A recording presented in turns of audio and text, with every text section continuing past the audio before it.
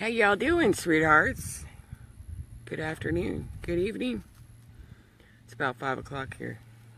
It's hot. See the ships? Can you see the ships in the air? So you're all doing great. Everybody's feeling magic. Feeling the magic. That's awesome. It's a beautiful, beautiful day today. How you doing, Dana? Big hugs and blessings, beautiful. It's a little more milder today, these energies. Are you enjoying your roller coaster ride to freedom? You got 11 days until. How you doing, Jamie? Hi, Isabel. How you doing, beautiful? Big hugs and blessings, guys. How you doing, Michelle? We're coming into another intense wave. Terry McCone. How you doing, Terry? Big hugs and blessings to you and Jamie, guys. So enjoy the magic, sweet ones. This is a time to really, how you doing, Kimberly? This is a time to really step back and nurture yourselves, sweet ones. The universe is, and the Creator is really asking you to really be silent. How you doing, Margaret? Big hugs and blessings, beautiful. And Valandra, big hugs and blessings. And so, you'll know, I don't know, I haven't been on Facebook that much. I've really stepped back. Energies have been really intense. Yes, Terry, summer eclipse is on its way, and with that is the separation of worlds, and you're really, really starting to see that separation more and more every day. We have 11 days until we go into the total solar eclipse, and in that darkness of that solar eclipse, it's the splitting of the worlds. Splitting of one grid to the other. And that is the magic.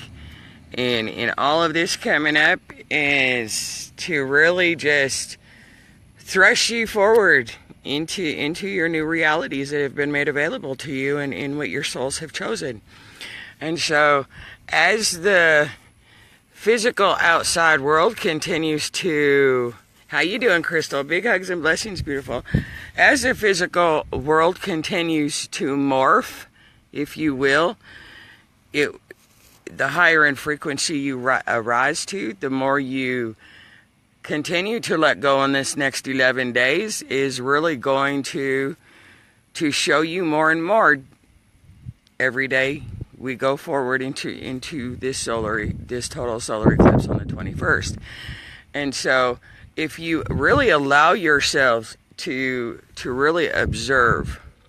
Now, I see it more just because it's so hot here and the sun likes to kiss my pink skin a little too much. I kind of stay in, except in the early mornings and the evenings, and I spend a great amount of time during the night out here. And if you allow yourselves to really observe, step back and just observe, and really be present with this moment, if you will, you can see literally in through the dimensions and the energies that are available to you. How you doing, Ellen? Big hugs and blessings, beautiful. Crystal, big hugs and blessings. Darlene, big hugs and blessings. Darlene says, hi, Linda, so much energy, endings and beginnings almost in a force field. Absolutely. You guys are finding yourself literally in your toroidal fields, if you will. And for those of you who are going through really high spaces of bliss, again, you know, as these energies come in, as you connect to these energies, Sirius especially is bringing through to us, represents a lot of the Christ consciousness energy. As that comes in you and you bring it into your vessels, you're going to be in that space of bliss. And then you're going to come down. And it's when you come down that things seem heavier, things seem a little more tense, if you will. Uranus being retrograde is really bringing you... in some spaces is bringing you some irritability and some frustration up, especially when people try to infringe on your individual unique boundaries. And you're finding that a lot. People, you know, want you to think like they do, be like they do, yada, yada, yada. And sweet ones, again, it does not matter what they want. This is not about them. This is completely about you. Coming down is the hardest part, Michelle says. It is and it's not, honey. What it is, what makes it seem hard or challenging or difficult is the fact that you were in that space of bliss. And then all of a sudden, after it, you bring that light into these light encoded filaments into your body, and then you come down and you feel like you've done something wrong. Did I make a wrong choice? Did I make the wrong step? Did I take the wrong step? Did I not hear my inner guidance right? And it has nothing to do with that. What it is, you descend the spirit or the light and you bring it into your vessel, and then you have to come down, if you will, and anchor that light that you have taken into your vessel into the physical earth, the grid. And that's where grounding comes in and is so important. Earthing, some people call it. Really spending time out in nature, because that is where you have to anchor it in. By anchoring that light in that you've taken in and have anchored into your light body, if you will, if you don't anchor that light into the earth, into the new grid, if you will, you're going to feel like it's hard. You're going to feel like you're floating. You're going to feel ungrounded. And that's that floaty feeling that's really showing you that irritability, that frustration, that's really showing you that you're not grounded, and you really need to ground in and really anchor that light in. So yes, the coming down can seem awfully challenging, like Michelle says, but really that's what it is. When you can, again, step back and observe, okay, why am I feeling like this? It's not that, don't judge yourself. It's not that you've done anything wrong. It's not that you have fallen. It's just showing you that, okay, now that I've integrated into my body, now I need to anchor it into the grid. And with that, again, in that space of bliss where you've brought into all these light encoded filaments into your vessel, you flood light into condensed light, or what humanity refers to as darkness. It's going to bring those memories up. It's going to bring that condensed light up to be released. And, that's what you want to release. You don't want to be a part of those stories anymore. And you will find people are messaging you, are coming into your presence in your physical realities. And if they're not triggering you, then it's showing you, giving you an opportunity to just say, sorry, and walk away. I'm not engaging in this. This isn't my reality. That's yours, and I choose to not participate in it. I release it and let it go. And the more you do that and not engage and let that old go, you're going to find you're going to propel yourself forward even further. And by doing so, you're going to also help yourself from spiking so much. You're going to spike. We're all going to spike, because that's what it is. We're literally letting go of the old 3D that we've closed the door on. And the more you can do that, sweethearts, the more you're really going to see this outside physical world morph more and more. And what I was saying, if you can allow yourselves to really be present and really stare, like you can stare at the trees here. And I don't know if you're going to be able to see this, but I'll try and show you. If you can, like these trees right across the street here, if you can look through them, you're going to see the faces of the tree people. You're going to see, if you stare at it, you can see long enough and allow your eyes to just not see with these eyes. You're going to see the waves, literally, of energy. You're going to see, if you lay on the grass, and it doesn't even have to be in the sunlight. Like I said, I've been spending a great amount of time in the middle of the night out here. You can literally see the light particles floating around. The higher in frequency you go, everything will become, well, like I say, I see light particles, I see codes, I see symbols, I hear tones and stuff before I see form. Now, when you can lay out on the grass, say right after the sun sets, or when it's still dusk, if you will, if you lay on the grass and you look up into the sky, if there's clouds in there, you're going to be able to see the different dimensions through those clouds.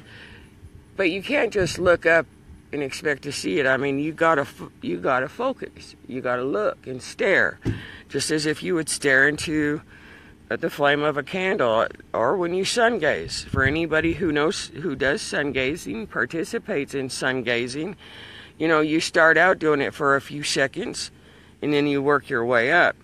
Now, I can sit here and sun gaze for 2 hours. You know, not like right now, but I mean, you know, when the sun's rising or when it's setting, I could sit there and stare at it for hours. And sometimes I do, even after you're not at the part where you're not supposed to. And when you can allow yourself to stare and allow your eyes to go blurry, or right before they go blurry, if you will, you're going to be able to see through the different layers of the trees. You're going to be able to see through the different layers of the clouds. You're going to be able to sit here just like I am, not staring at anything in particular, and see the light particles floating around. Now, all darkness, shadow, whatever you want to call it, is condensed light. And as you take in these light encoded filaments, sweethearts, you're finding that the distortions that you go through, the discomfort you go through in your physical body, is, you've heard us say that it's being recalibrated, it's being rewired, it's doing this and that, as it upgrades to tune into the higher frequency that Gaia has risen to. Now, as you do that, your body goes through the distortions, and I'll use the chest cavity again, or the throat chakra, or the third eye and the fourth eye, opening the pituitary gland, and the headaches. That is because your physical vessel is condensed light. It's matter. And when you put light into condensed light, it expands it.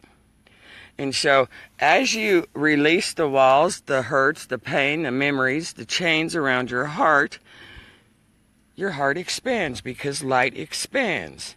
And that is what is happening with your vessels, and why the distortions and the discomforts that you go through, because your vessel, your body, is condensed light. And the more you anchor in these light encoded filaments, and you anchor in and activate your light body, the more your body expands. That's why so many of you go through on your spiritual journey, if you actually observe.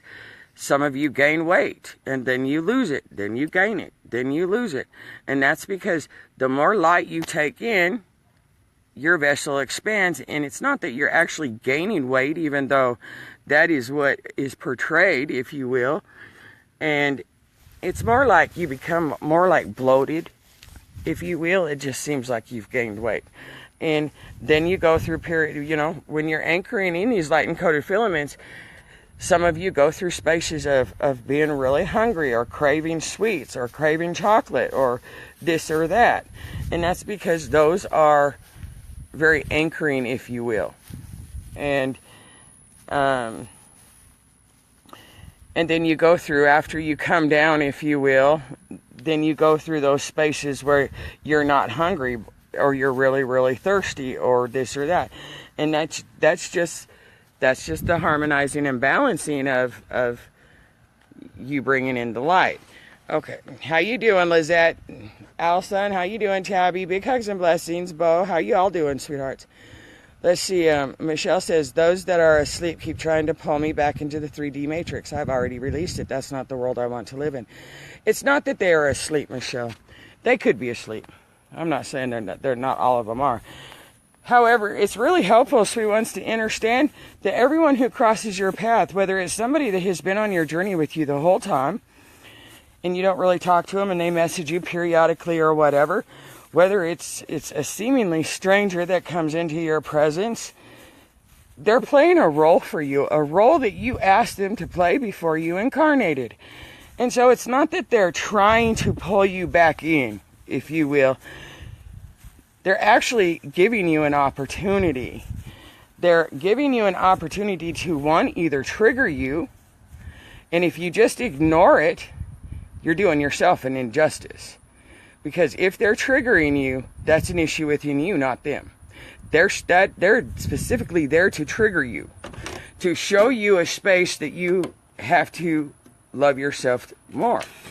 Now, if they are not triggering you, like I had a gal message me the other night, and you know, it's like, I'm entitled to the way I feel. Don't tell me I'm wrong, you know. Don't message me. And I just walked away. And that's what you have to do. You know, some of them are there to play the role to trigger you, and some are just giving you an opportunity to decide if you're still going to play that game, if you're still going to engage. And that's where, you know what? You're on your path, I'm on mine. I honor you, I respect you, I love you. See you later. And walk away. And that is really what's being presented right now. You're at a choice point, sweet ones, and you're going to be at this choice point up through this total solar eclipse, giving you the opportunity to really see. Because, you know, you get tired. And this is something, how many of you, all of us, I know I've done it 1,001 times, well, probably more than that. But all of us get to the space where we're saying, I'm done, we're tired. Well, you say I'm tired, and guess what the universe is going to do? The universe is going to bring somebody right back into your presence, going to bring you a circumstance, is going to bring you experience just to see if you really are tired. If you really are tired and playing in that field, in that matrix, in that game.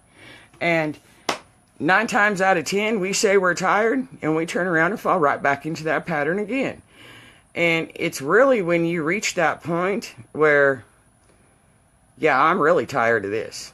You know, you just get to that point where you're done. You're fed up, and you're just like, forget you.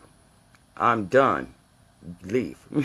Whatever it may be gone, be gone, be gone. And that's what this is.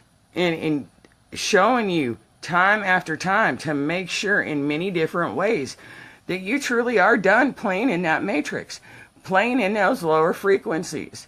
And the more somebody or it comes into your presence, your circumstances or experiences, and you react or you engage or whatever it may be, you're showing the universe, well, yeah, I'm not tired enough, keep bringing it back to me. And it's only when you literally don't engage and you see it for what it is and you stop it and walk away, regardless of the other that is playing that role for you, you will find the more you do that and let that 3D old go, it's not going to present itself anymore. Literally, you are being asked to observe thyself and observe really what you want to create, because the second you react, you're saying, yep, I own that. Yep, they may be projecting it out to me, but the second you react and engage in those lower vibrations, you're saying, yep, bring it on. I'm ready for some more. I haven't learned my lesson. And so really that's what this is asking you to do. This next 11 days leading up to this total solar eclipse, it's asking you to really let go. Be silent with yourself. Really be present with yourself and really ask yourself, because you're not the same person you were a week ago, sweet ones. And you certainly aren't the same person you were a month ago, let alone 6 months ago or a year ago. And yet, the circumstances, the experiences, the people that are coming in and playing a role for you are playing roles from everything from when you were, that you no longer are. They're memories of a being that you no longer are. You may have been that person. And that's what these experiences and everything really are, is just where you are still, even though you have let it go and closed the door, yet your presence is still in that. And so that's why I encourage you, step back and really observe before you engage in what is being presented, because a lot of it is literally, for lack of a better description, testing you to see if you're really done. If you are really truly done with those lower vibrations, those experiences, that karmic wheel. And just, that's why you don't love your way through it. It is what it is, what it is. You can't change it if you engage in it. You cannot create a new story in the same energy that created the old one, sweet ones. It's just not possible. You're going to continue to create the same story until you change the energy. And the only way to change it is not to engage, not to react, not to claim it, and not to participate. Just to truly just say, I'm done with you. Not necessarily the being that's playing the role for you, but the energy itself that's being presented through the role that they're playing. And that is really hard for the human aspect to do, and that's why I always say detach the emotions, because the emotions are your untruth. And just because somebody comes into your presence, whether it's a seemingly stranger or whether it's somebody that's been with you on your whole journey, when you can observe and you can read between their lines, read between their words and everything else, you can see an energetic pattern that is being presented to you. And when you can recognize the pattern versus what the physical experience is presenting to you, that's when you can change the story behind it. You are not able to participate in the same old energetic pattern and create a new story. It just cannot be. And so really allow yourselves just to flow through these, sweet ones. Crystal Marsh, I moon in cloud gaze too. That is beautiful, Crystal. 2 nights ago, I was woke by real strong energy going through my solar plexus and heart. Amazing. The solar plexus is being, very activated right now. Some of you are experiencing some nausea. Some of you are experiencing a lot of discomfort in your hips. Now, in your hip area, your solar plexus, your sacral, and your root chakras are all, a lot of these memories and stuff are being released from those chakras for many of you. And again, when they're being upgraded, when they're being aligned and integrated through these light encoded filaments that are coming in, it's expanding. So for especially the feminine, in that womb area, in the uterus area, in the root chakra, that has to do with, your creation, those sexual organs and everything are also going through an awful lot of upgrading, if you will. Some of you are experiencing bleeding. Some of you are experiencing cramping that you're not used to having. Some of you are finding that there's been a couple gals who have come to me about yeast infections, about cysts on their ovaries. That is totally normal. The skin rashes you go through, what else am I trying to think of on as far as the skin goes? The hot and cold flashes, that is totally normal. Again, your body has to adjust to all of these light encoded filaments that you have brought in. And that's what it is. How you doing, Angelique? Denise, because and blessings, sweet ones. Tammy, oh my gosh, I'd love to spend a few days with you. Come to Texas. I was going to make a post. I was talking to Miss Ellen Bush earlier on the phone today. And, I told her to put a filler out too. I got a big backyard and a big front yard. You guys want to plan a get together or whatever, you guys can bring your tents or whatever, and the more the merrier. We can plan it for a couple months, whenever, and really just get a get together here of all those that are in Texas, those that are close by that want to come or whatever. If you guys are interested, message me or Ellen, and we'll put it together. I love the feeling I get when I walk away from things I don't want in my life anymore. That comes from Joanne. Absolutely. It's a very freeing feeling, Joanne. Absolutely. And that's what this roller coaster of these up and downs and these twirls, if you will, this is the freedom ride. And the more you can let go and walk away from of the old, the more you're allowing yourself to be freer and freer and freer. Let's see, my team showed me that it is in many ways for Texas important that you and your teams are there doing what you all do. Thanks for the blessings and cleansing for Gaia and Texas. We love you. And we love you.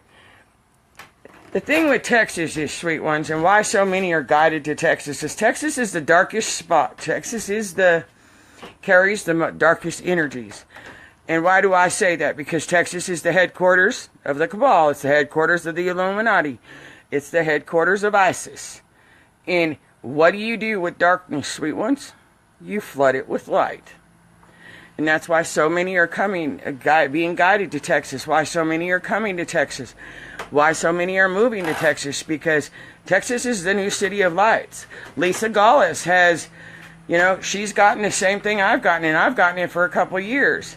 And I'm not a fan of Texas. But Spirit says go, I go. I don't question Spirit. Spirit tells me to do something, tells me to jump, I jump. No questions asked. But I've surrendered to my Spirit in that way. But I also know that Spirit will provide in every given way, shape, or form. Maybe not what we want, but you will always have what you need when you surrender to that faith and that truth.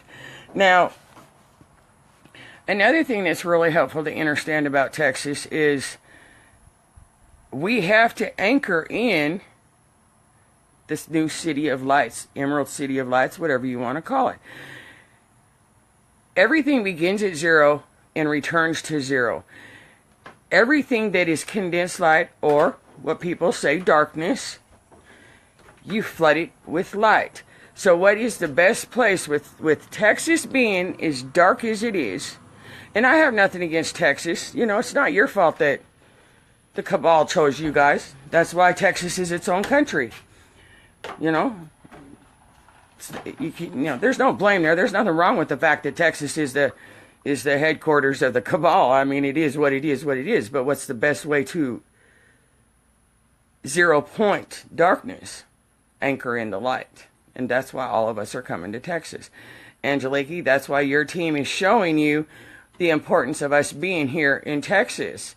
Because of that, some of the most powerful, enlightened beings are here. And we're here to anchor the light into the very darkness. For myself, where I am positioned, same with Lisa McGillis. I'm on the west side of 35. She's on the east side of 35. Lisa and I are both very, very powerful in our light. And where she's building a nation of lights there, I'm building one on this side. And so Ellen's in Houston, and so you really got like a triangle. You got a pyramid between all three of us, regardless if we interact with each other or not.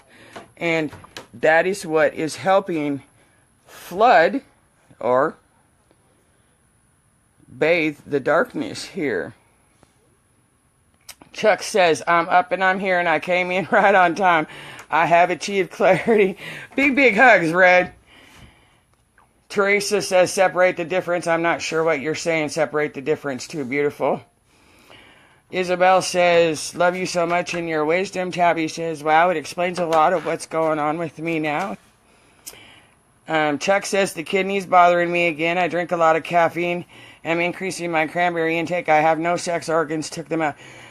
Hey, Red, drink some citrus water. That will help. If you guys can drink at least a gallon of citrus water a day, that's really going to help you flood that out. Tammy says, my hip's bad. I thought it was severe arthritis. No, Tammy, what it is especially in the feminine. All of those distortions, all of those cellular memories, DNA from all of the lifetimes, if you will, are stored in the sexual organs and everything down there. And the feminine incarnates, and actually the masculine too. I'm not trying to rule them out here because they go through it too. But all of the abuse and the pedophilia and everything that is being exposed collectively now, if you will, in the outer physical world, we transmute those. For all of the people that are asleep, we transmute those. And so our physical body, when we transmute it individually, when we transmute it collectively, when Gaia releases it and purges it, from a planetary aspect, every single one of us transmute it for her through us. And that's where the hips are becoming you're having a lot of hip pain. You're having a lot of back pain. Many of you are finding your knees, especially in the masculine, the knees. And a lot of that comes from those of you who suffer back problems, who have had back surgeries, who have ruptured discs. All of that is directly related to you keeping the weight of the world on your shoulders. For you keeping and burying all those emotions rather than expressing them. Denying, rejecting, and just burying them and not dealing with them. That's where back problems, ruptured discs, and everything like that come in. And that's why, take yourself off of the cross and stop sacrificing yourself, sweet ones. You don't need to carry the weight of the world on your shoulders anymore. And you will find the more you can release of that weight, of those worries, of that stress, and you surrender it to spirit. Now, there's a difference between connecting to the divine and embodying the divine, sweet ones. There's some of you who have chosen to only connect to the divine. There's some of you who have chosen to embody the divine. There's some of you who have chosen to go past that Christ consciousness and actually embody your solar Christ consciousness. And those of us who have embodied that, we're at a higher frequency. Does that mean we're above or below anybody? No. It means that we operate from a higher frequency because we have chosen that galactic side of us. There's many of you out there that resonate with the divine, but still, for whatever purpose, you choose to not acknowledge the galactic side of yourself, and that's okay. But that's where you're really going to see within these next 11 days and after this total solar eclipse, you're really going to see that separation. Even now, those who have chosen to embody their Christ consciousness and embody the solar Christ consciousness versus those who choose to only connect to the divine, rather embody it, you will find they will fall away. You will find that you will choose to walk away because you no longer resonate with that. And that is where it is very, very necessary to allow yourselves to not judge. That everybody is on their own frequency and on their own timeline, and you will find soul tribes coming together, and there's a group of people you no longer resonate with because they're on a different frequency and a different timeline. So it don't matter.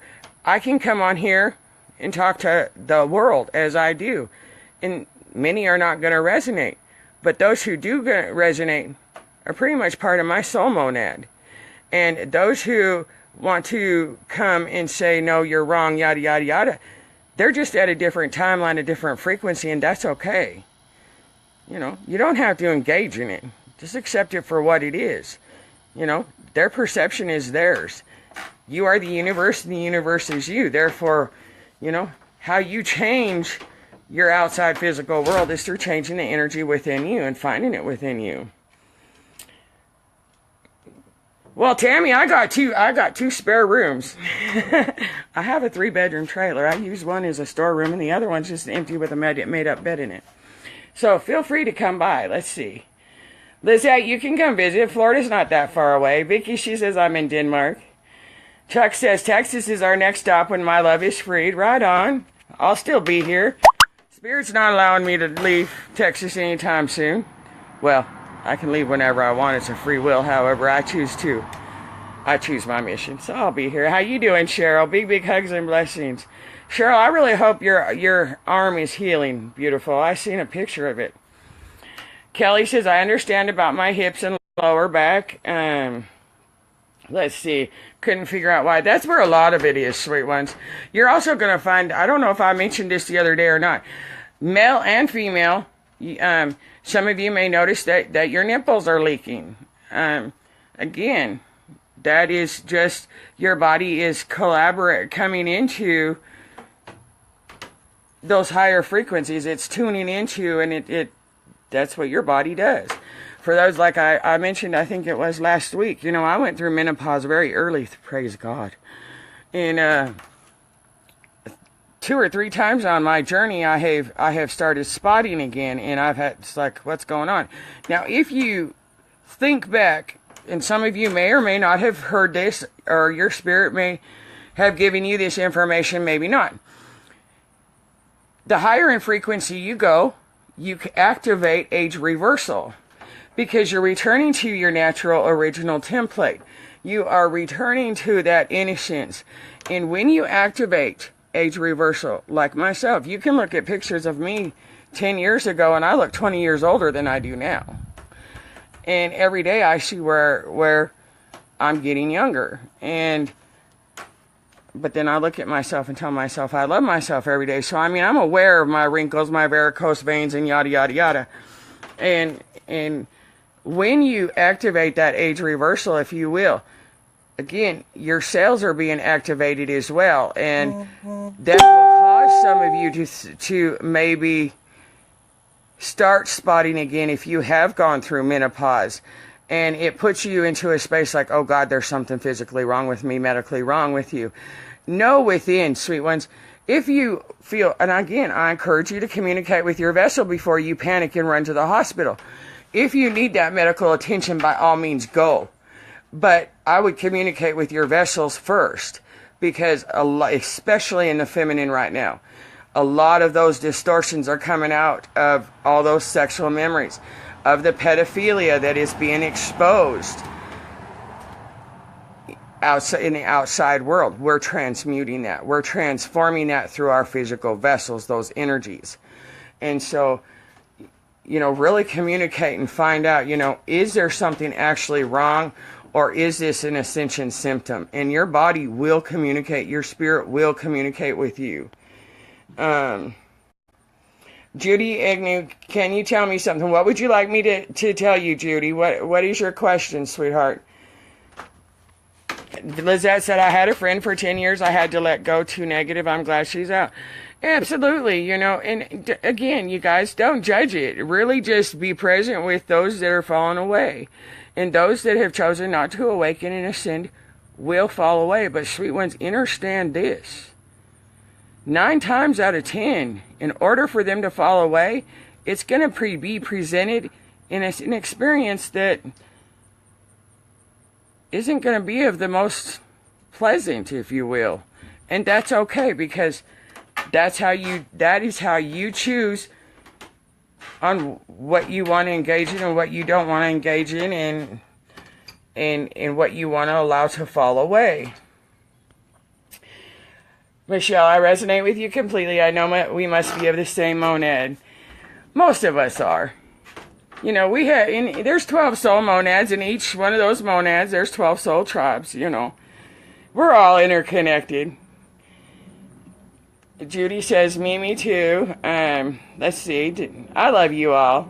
You're just as amazing as I am, sweet ones. Kelly says, laying off sugar starting today. Kelly, I use agave syrup or honey.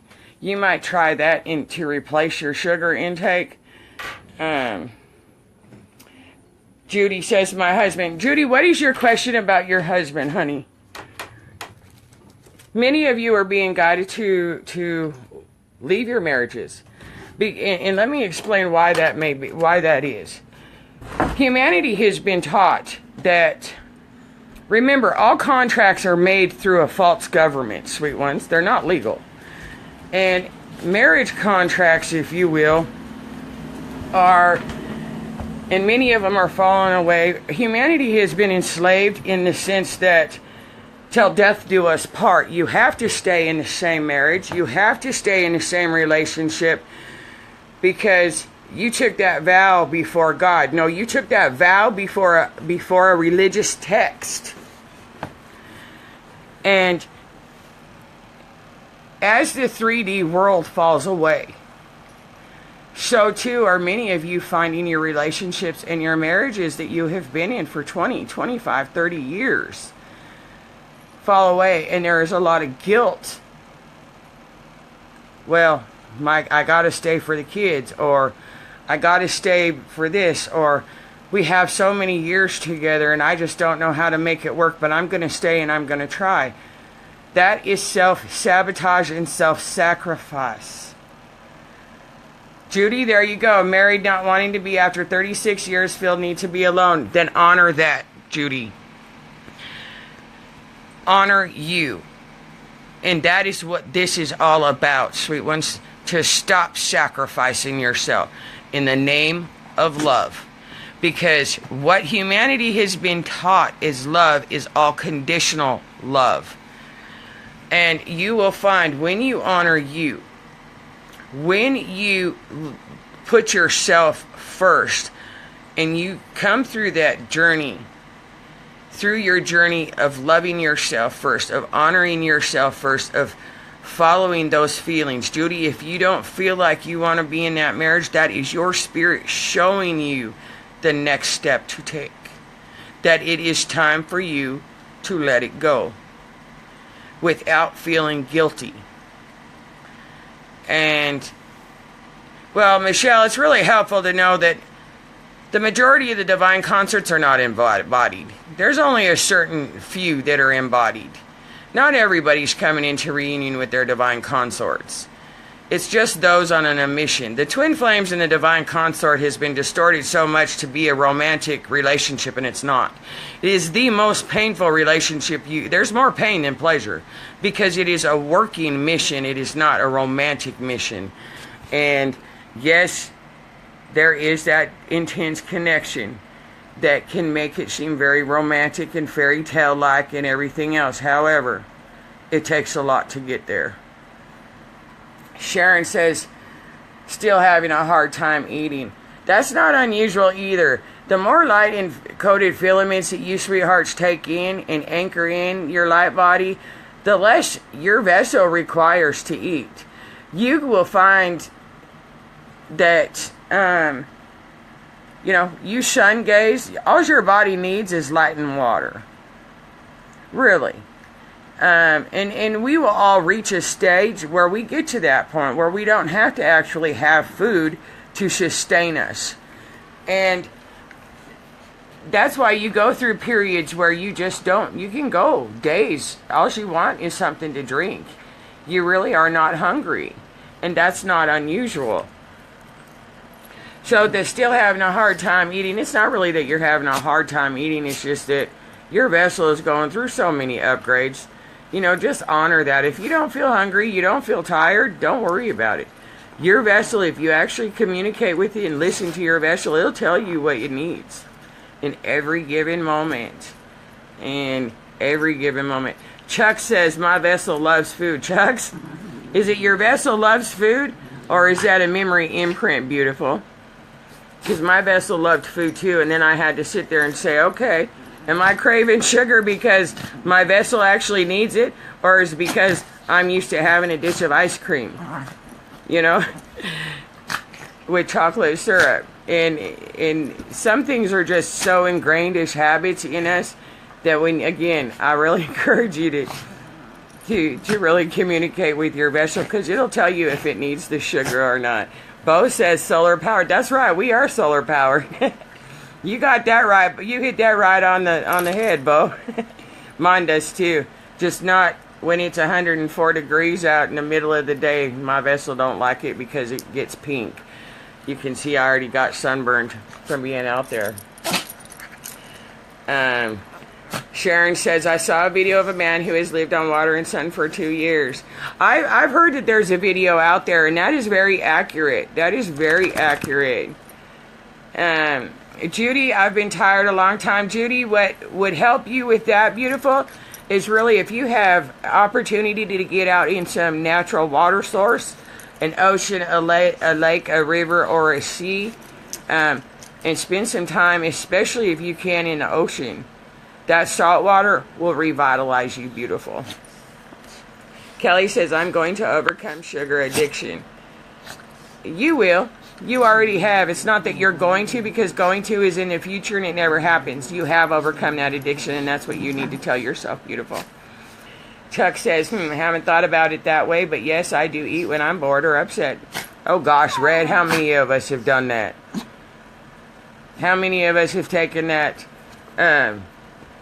extra handful of kettle corn, or ate more than 10 potato chips because you can't eat just one, or you can't eat just 10, or you ate that whole king-size candy bar instead of half of it. I mean, it is what it is. It's really just a matter of just observation. observing yourself in every given moment and observing everything around you. You know, we have been enslaved as a humanity to, you've heard the phrase, stop and smell the roses. Well, people take it literally. Okay, stop and smell the roses, you know. It's just saying I'm too busy. Well, really what that's saying is stop and be present. Because, sure, you can stop and smell the roses and smell the scent, but do you actually take the time to observe the petals of that rose? The silkiness and softness of its petals. Do you actually see the beauty? Take the time to see the beauty in the thorns. We have, as a society, have been taught to rush, to always be busy, and in the process to only see the bigger picture, if you will, the overall picture, not the expanded picture, but the overall. And we forget those minute details. And that's why I encourage you guys, if you allow yourselves to just sit in a space and observe around you, not think of anything, but actually, instead of looking at the trees and just seeing the green and the brown, to actually look through them, look above them, look around, and actually see the aura and see their energy. If you allow yourself to stare at them, you will see it. You will see the waves of energy coming in, and by doing so, you're going to activate yourself in a lot more ways. You're going to activate more in-depth seeing, and you're going to find that you really can see if you allow yourself to observe. Hey, quit YouTube. Go play somewhere else now. If you allow yourselves, like I said, you can sit up. Like in the middle of the night, I started to say that and I got sidetracked. I sit out here in the middle of the night and I can look up at the stars, right? And I can literally see. Well, I can see the starships anyways. Some people can't see them like I can see them or like others can see them. But you can literally see the different layers, the different dimensions, and the starships on this dimension going this way, on another dimension right above it going the other way, this one they're going back and forth. You can literally see the dimensions if you allow yourself to be present and to watch. Now you can do the same thing with plants. You can do the same thing with trees. You can do the same thing with anything. You can literally talk to your table, your chairs, your bed. And if you allow yourself to become one with them, you will find that you can talk to them, that you can change their energy, that they have a message. Everything in your present surroundings, whether it's within your dwelling, without your dwelling, whatever it may be, will communicate with you and is revealing a message to you.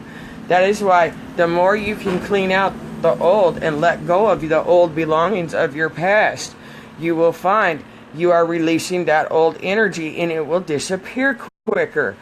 The more you can release those pictures and those old clothes of the ex that you just haven't got rid of, that are still in boxes in the garage, you know, the more you can clean out of the old in every way, the more you are allowing yourself to rise into a higher frequency.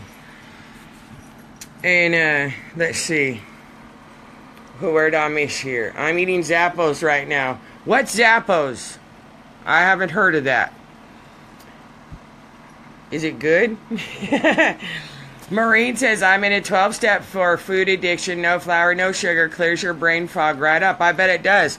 So many of us on the journey have issues with gluten, have issues with dairy. That's not unusual. The higher in frequency you go, you will find, you know, you may no longer be able to eat eggs, or, you know, your body is asking you to, or is beginning to reject meat, or this or that. And that's not unusual, you know, and allow that. Don't judge it. And don't judge others who eat meat, or who are vegan, or who are this or who are that. It, you know, your body will communicate. When your body is ready to release something, it'll let you know. And, you know, everybody's on their own timeline, on their own frequency, and allow that, you know. They want to eat meat. You want to eat bacon? By all means, eat it. Your body will tell you when to stop. Your body will, and that's where you really need to be present and observe it, because, you might eat a hamburger and find my tummy got upset. And then you just let it go, and maybe a few weeks later you have another one, and you have forgotten that it upset your tummy a few weeks ago, and now your tummy's upset again.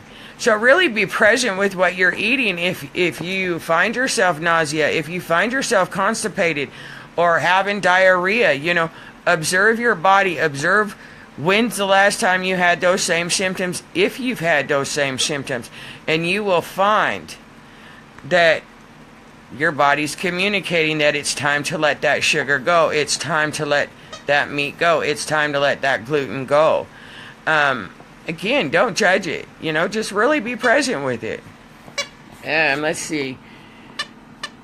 Pineapple juice. Citrus is really, really good for you to help balance that alkaline acidic balance within your vessels. Judy says, I only eat once. It made me go to sleep. Don't understand it. Don't try to understand it, Judy. Just flow with it, beautiful. It will the truth will always reveal itself to you, sweet ones. Always. Michelle says, I'm over my sugar addiction many years now, but curious why taste is no longer a sense in 5D.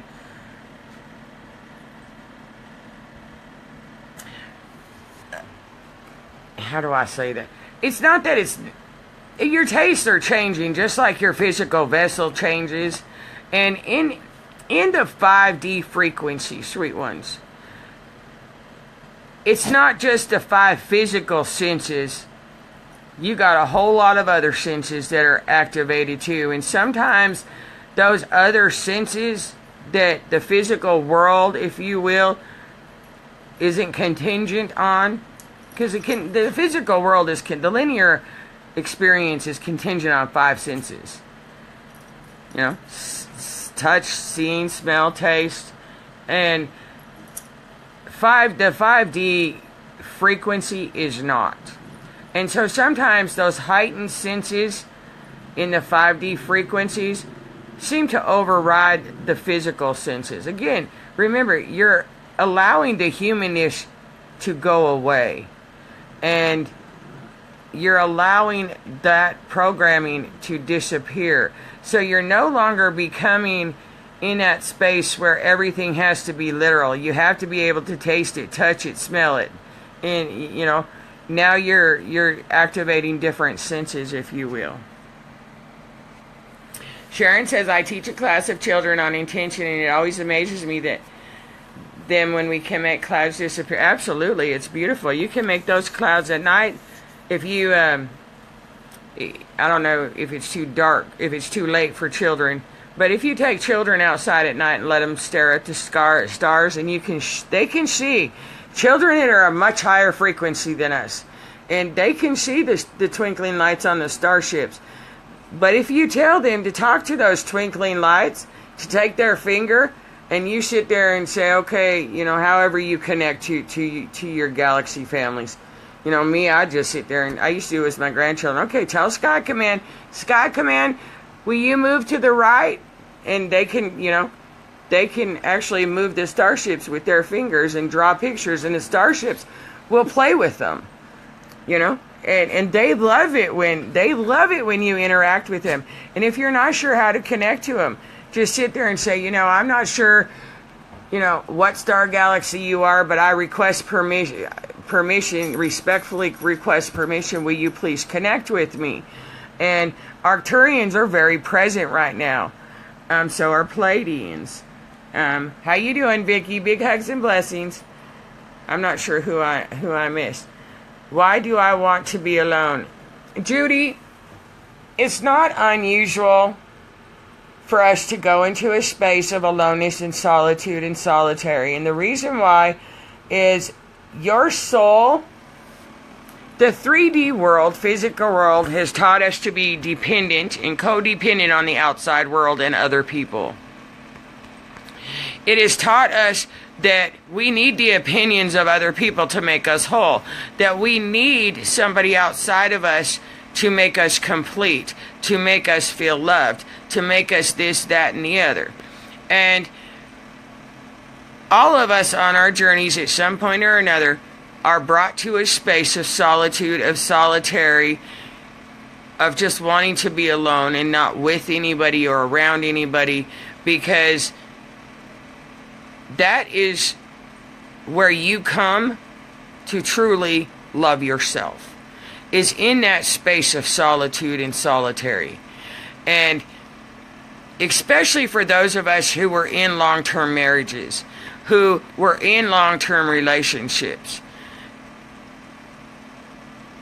when you allow yourselves to leave those and walk away, and you allow yourself to follow your heart, to follow your spirit, and take that time alone, you will find that you are guided away from those relationships. You are guided away from those jobs, those partnerships, those cohabitat relationships, roommates, yada, yada, yada. Because that is the only way you can get into touch with you and love you back to you. And that's why all of us go through that space of solitary. Because as long as we're in a relationship, as long as we're attached to another, our focus is on the outside and not within ourselves as much as it needs to be, if you will. I hope that helped you, sweetheart. Bo says, I can't eat too much meat these days. My body has been thriving on honeydew melon and pineapples. Mine has really been thriving on pineapple a lot. Bo, you're not alone there. I cannot get enough pineapple juice. That and watermelon for me. I've been eating a lot of watermelon, a lot of mustard greens. But for the most part, I hardly eat anymore. It just doesn't taste good to me. But I spend a great amount of time in the sun. You know, I sun gaze morning and night and moon gaze, and you know, I'm at a space where I drink a lot of coffee. I drink a lot of baking soda water to help with the cancer cells within my vessel, and I drink a lot of citrus water. I just have no desire to really eat. So you're not alone there. How you doing, Shannon? Big hugs and blessings, beautiful. Let's see. How you doing, Allie? Big hugs and blessings. Stevens, big hugs and blessings. Let's see here. Judy, I'm here for you. If you need somebody to talk to, message me, honey, and I'll help you if in any way I can. Katie says, I have been feeling the want to leave and be alone. My higher self said to try to change my perspective first. What I get on that, Katie, is my spirit is saying the reason your higher self is saying to try and change your perspective is it's trying to show you that yes, you want to leave, but not to leave for the wrong purpose. Not to put a purpose as to why you have to leave, is what I'm getting on that, honey. And again, validate anything I say within, sweet ones. Don't take my word for nothing. Again, truth is as fluid as the emotional state of mind you reside in and the frequency you reside in. And that truth is going to change the higher in frequency you go. And so really allow that, and really allow you to follow your spirit, not what my spirit says, not what somebody down the road, somebody in your spiritual groups. It don't matter. Because when they come at you and they tell you something, they're coming at you from a frequency that they are at. Now, if they are at a higher frequency, you may or may not resonate with it.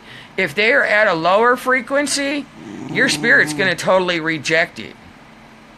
And that is why it is so necessary to be accepting and allowing of everybody to have their own perception and let them own their own perception.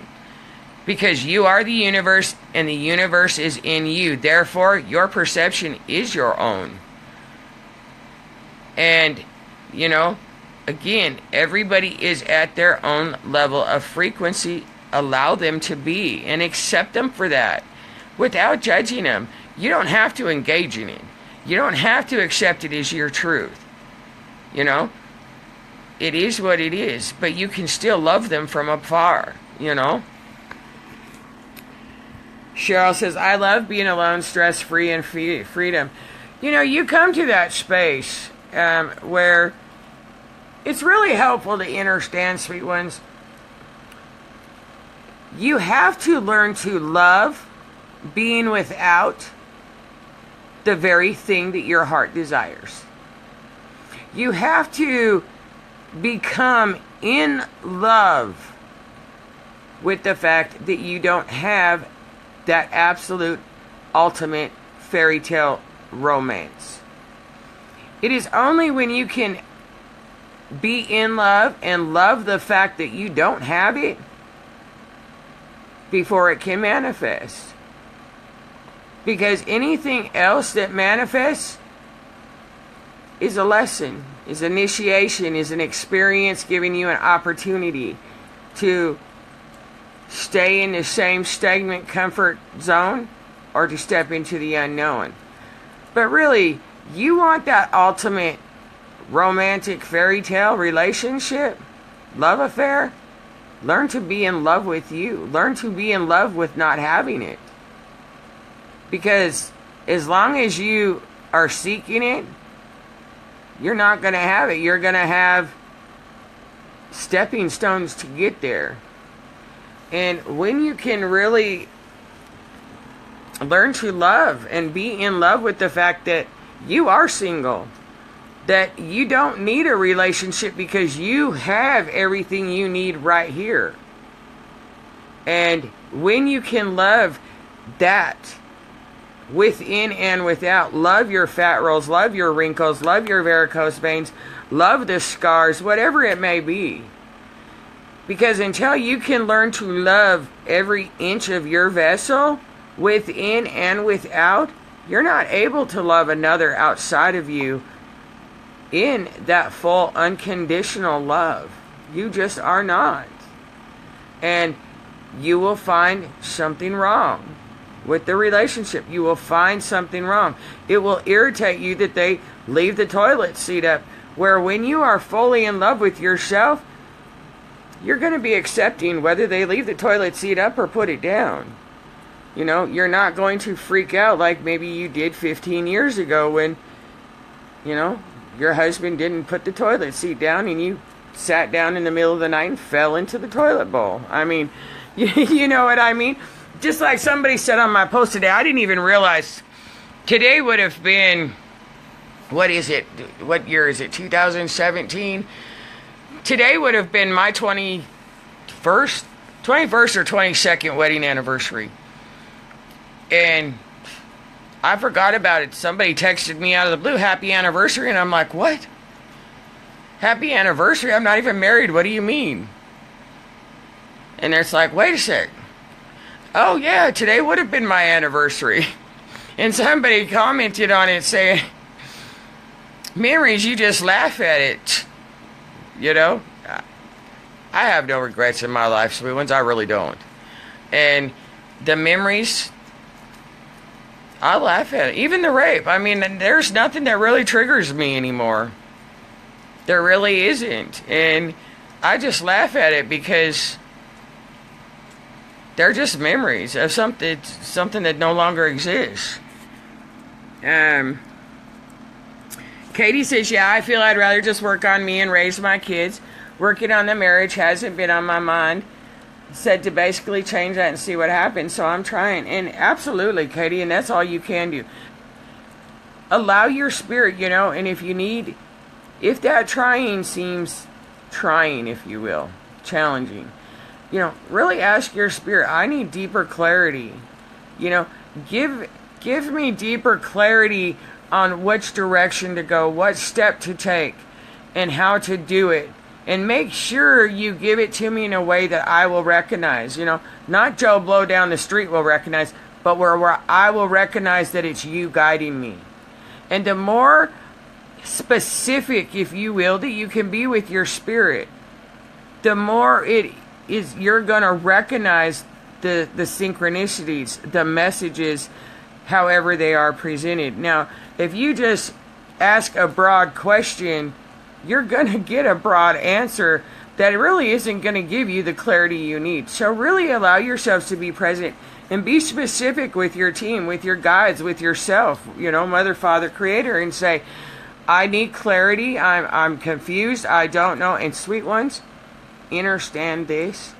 To be in a space of I don't know is the greatest space you can be in.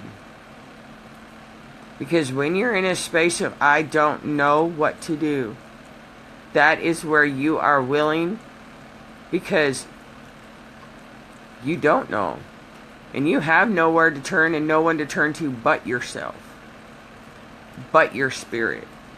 And that is the greatest place, being in a space of confusion, I don't know what to do, that you are willing to actually hear and listen to your spirit in ways that you're not able to or willing to do when you're caught up in life, if you will. So really don't judge yourself on that. If you're in a space of confusion, if you are in a space of judgment, it's okay, because your spirit is asking you to be in that space to where you will fully surrender, knowing that Spirit's got you. It's kind of like, look at it like this, sweet ones. Have you ever played that Trust Me game? Or Trust? I'm not sure what called, everybody has different cultures and things they call things, but where your friend is standing behind you and they tell you to close your eyes and to fall back and they'll catch you. You know what I mean? And really, that's what Spirit is asking you to do. To surrender, to have absolute trust that when you fall back, even though it doesn't seem like there's anyone behind you, Spirit is, and Spirit will catch you. And that's the trust Spirit is asking you to have. Let's see here. What is the purpose of synchronicities? Is it to show us that we are on the right path at that moment, or is it meant for us to change our path? I'm confused about it because I see a lot of synchronicities with numbers. Synchronicities in general are messages from your team. They show you that yes, you're on the right path, but they also give you messages. When you ask yourself, your team, your angels, your spirit guides, whatever, whoever you call in, when you ask them for clarity, when you ask them for guidance, when you ask them for advice, sometimes you'll hear it. Some of you hear it and see it. Some of us have all of our clair gifts activated. Some only have one or two of them. And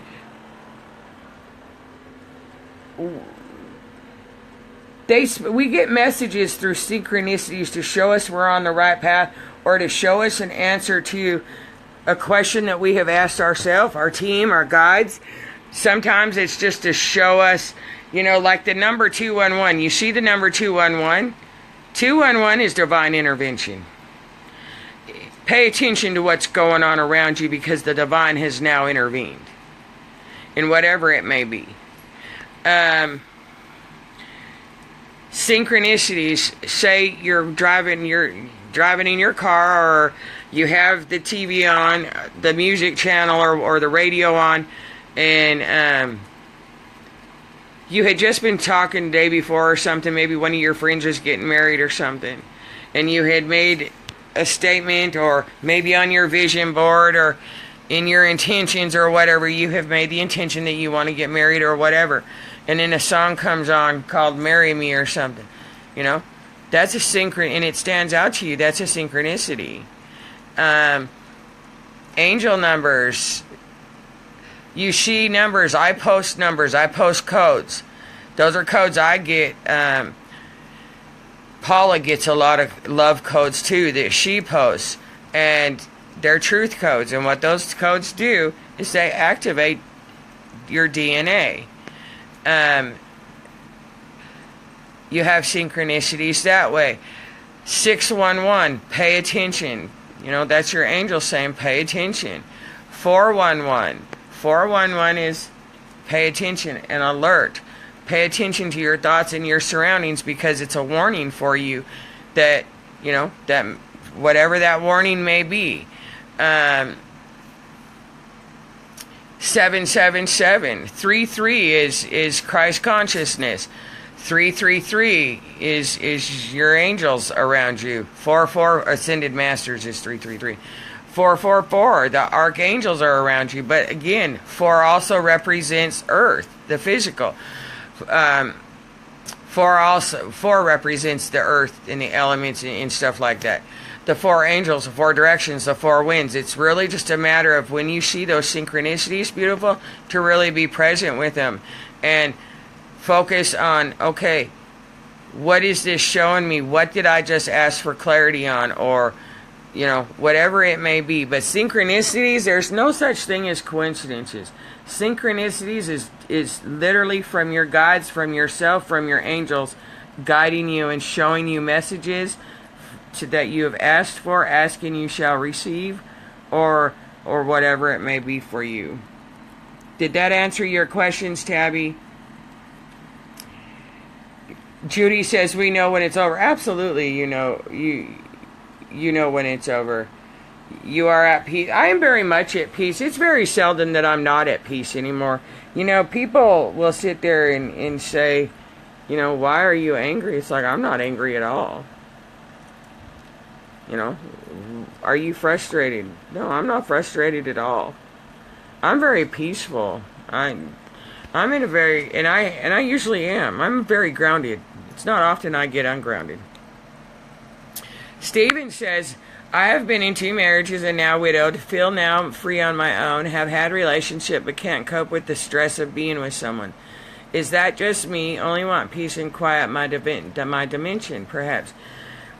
Stephen, we all go through that. We get to a space, we're comfortable just being friends with people, but we really like our solitude. We really like, and it's not that we don't want that intimacy or that companionship or anything like that. It's just when you get to that space, again, we're releasing the physical world as we know it, including those relationships, because all of those relationships and the marriages that we have experienced are all built and were built on conditional love. And the more we go into our hearts and the more we go on our journey, we become comfortable being single. We become comfortable being alone. And we just cannot cope or deal with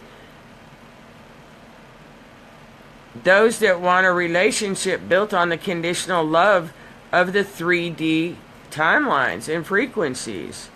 And you will find, Stephen, you will come to a space where you will, once again, our natural state of being is in union, sweet ones. And you will come to a space where you will find that you can have that sacred marriage with somebody, if you will, and not have sexual intercourse, or in the physical, if you will, not needing that gratification, I guess is my point. You will find that you will come into companionship with somebody and you are very comfortable with spending just couple hours with them a day, couple hours with them a week, and that will satisfy that desire, if you will, to be in union or for that companionship, and you go back into that space of solitude, if you will. It's not that you're shutting out the world or you're becoming a recluse or anything like that. It's just that you have come into a space where you are comfortable and are in union and in that sacred marriage within. And you don't need the gratification of the outside world. That's where I sit there and many people disagree with me. No, you have to participate in this outside world. No, I don't. And no, you don't either. Because you come to a space where you are in the world, but you don't have to be of it. Sure, you have to go to the grocery store, sure, this, that, and the third, but You don't have to play in the frequencies and in the drama and everything else that the outside world dictates to us. You really come to a space where you live in here. And the outside world no longer dictates your conditions, no longer dictates your emotions, no longer dictates your physical life and how you have to live it. And that's really what you want. That's why I say allow the humanist to go. You're being asked to let go of the humanist. And when I say that, I'm talking about having the conditioning of the outside physical world manipulate you and control you and dictate how you should feel, act, and be. And that is really what's being presented through experiences and circumstances and others right now. You know, I have a spiritual friend who has been on my journey with me the whole time. And she didn't accept the fact that I was walking in a galactic, here on a galactic mission as a galactic 4 years ago, and she still don't accept it now. And that's not my problem. And that's where you come to that space, like Stephen says, you know, you can't cope with the stress of being with somebody. You can't cope with the stress of remaining in those lower timelines and those frequencies. And that's okay. Because that is showing you just how far you have come, Stephen. Congratulations. That is a really good space to be in, you know. Ellie says, I just want to send love to everyone on here and send light into your life.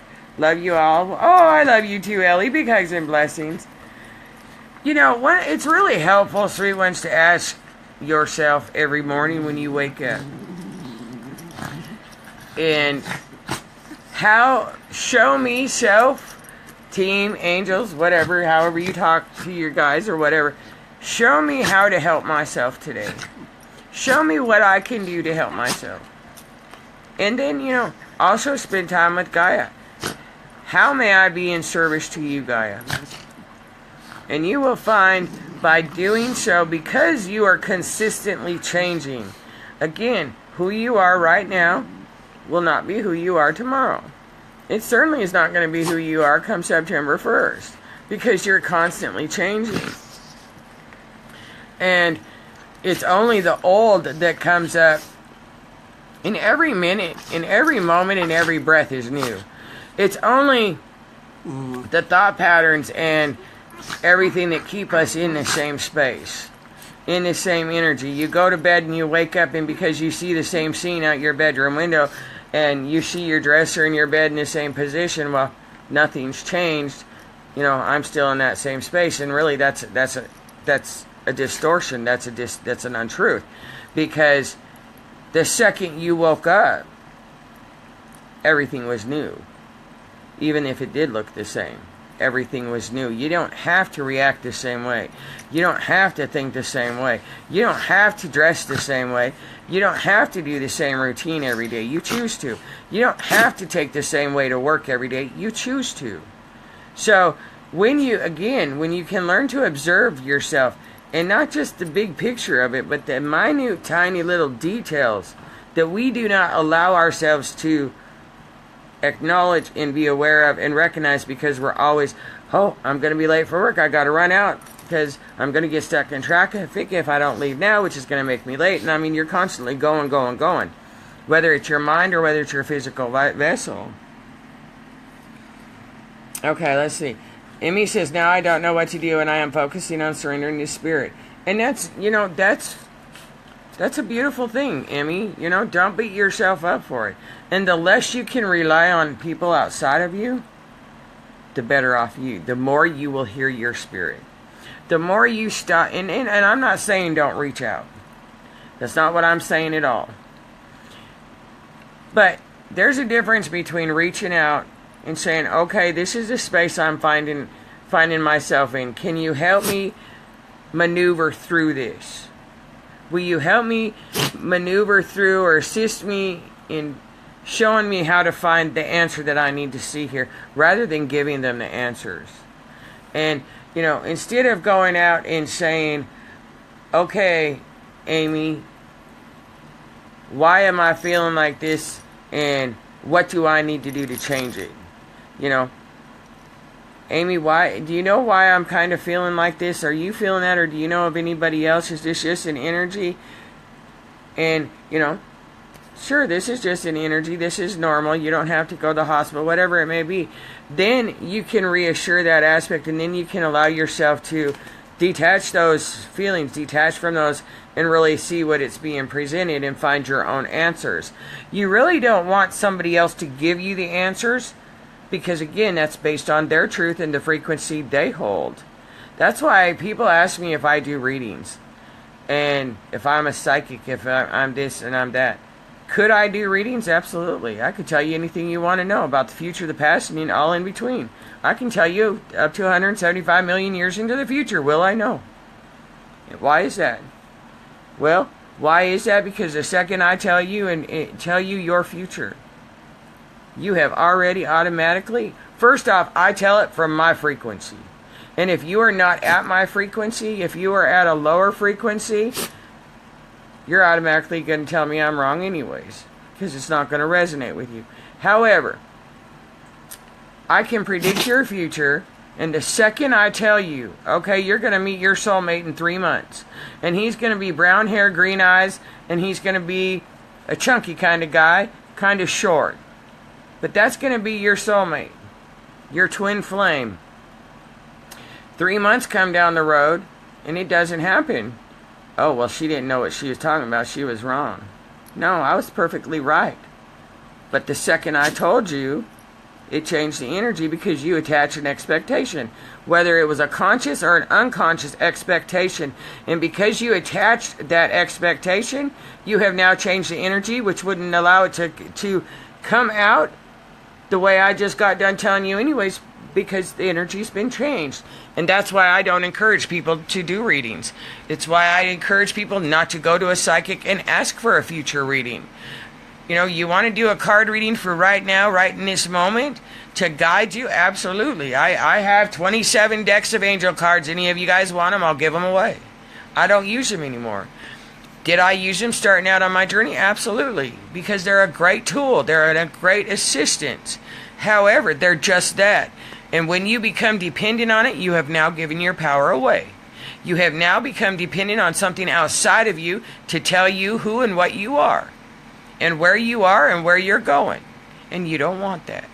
You're giving up codependency, sweet ones. You're giving up that type of behavior and that type of energy.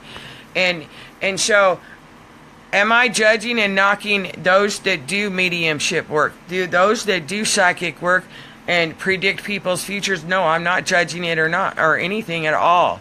I'm just saying, you know, when you become aware of everything being energy, frequency, and vibration, you come to understand that the second something is spoken, the second something is put out there, and whether it is consciously or unconsciously an expectation put on it, you've already changed it, and it will not occur the way that you have been told. Period. And I don't care how enlightened, how high a person's frequency is. It just cannot happen because the energy has been changed from what I seen or they seen when they gave you that prediction. When they giving, that's why in the prophecies, everything is, you know, is a generality. Are the prophecies happening and unfolding right now? Absolutely they are. But do some of them say they happen in a different way than others? Absolutely, because they're written in parables and allegories and this and that. And, Mama, why do you always lay on my laptop? I don't know what it is you like about that, cat. Look at her. She always lays right on my laptop.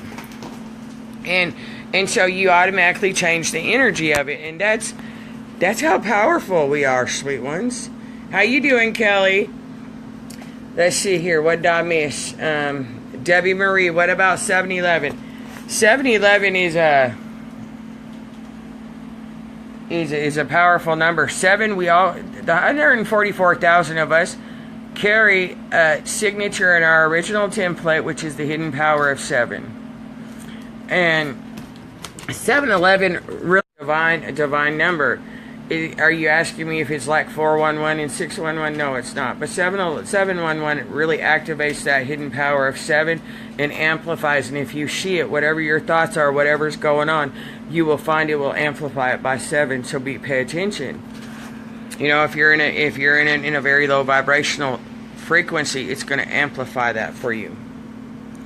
I keep seeing 10, 10, and 3, 3, 3. Those are activations of your DNA, putting you into new frequencies and whatnot. Tabby says, this is so annoying. Every time you reply or comment on my comments, I start to buffer. What do you mean by buffer, Tabby? I'm not sure what you mean by that, honey. Are you talking about lagging, or I'm not sure about that, honey. Katie says, wow, haha, I see 33 all the time, and I glanced and it said 33 viewers, and I was just about to ask what's 33, and you said it at that exact time. 33 represents the Christ consciousness. It's the Jesus frequency, if you will. When you say 33, you can really tap into that higher consciousness of yourself. You can really tap into that Jesus frequency. My birthday is 4/24/64. What does that mean? Well, if you add it up, 4 plus 2 plus 4 is 10, and 64 is 10. But if you take 1964, you got 10, 10, 10, or you got 3. And, 3 is the Trinity. Tabby Cat says, I asked only because... Judy, Tabby, hold on. Let me go back to Judy. Judy, your birthday... Your numbers of your birthday, the day of your marriages, your divorce, any major life of any occurrence in your life, they all hold your names, the letters of your name, your birth name.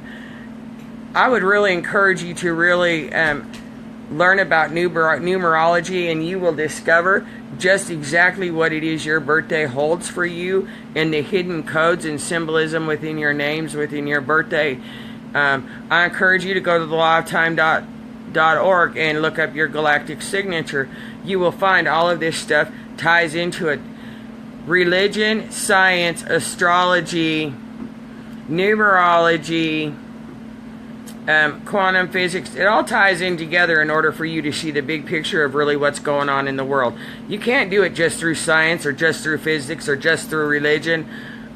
All of it ties in together. It's all interconnected. And if you really want to know the expanded version of your original Soul 2 template, all of that plays into it.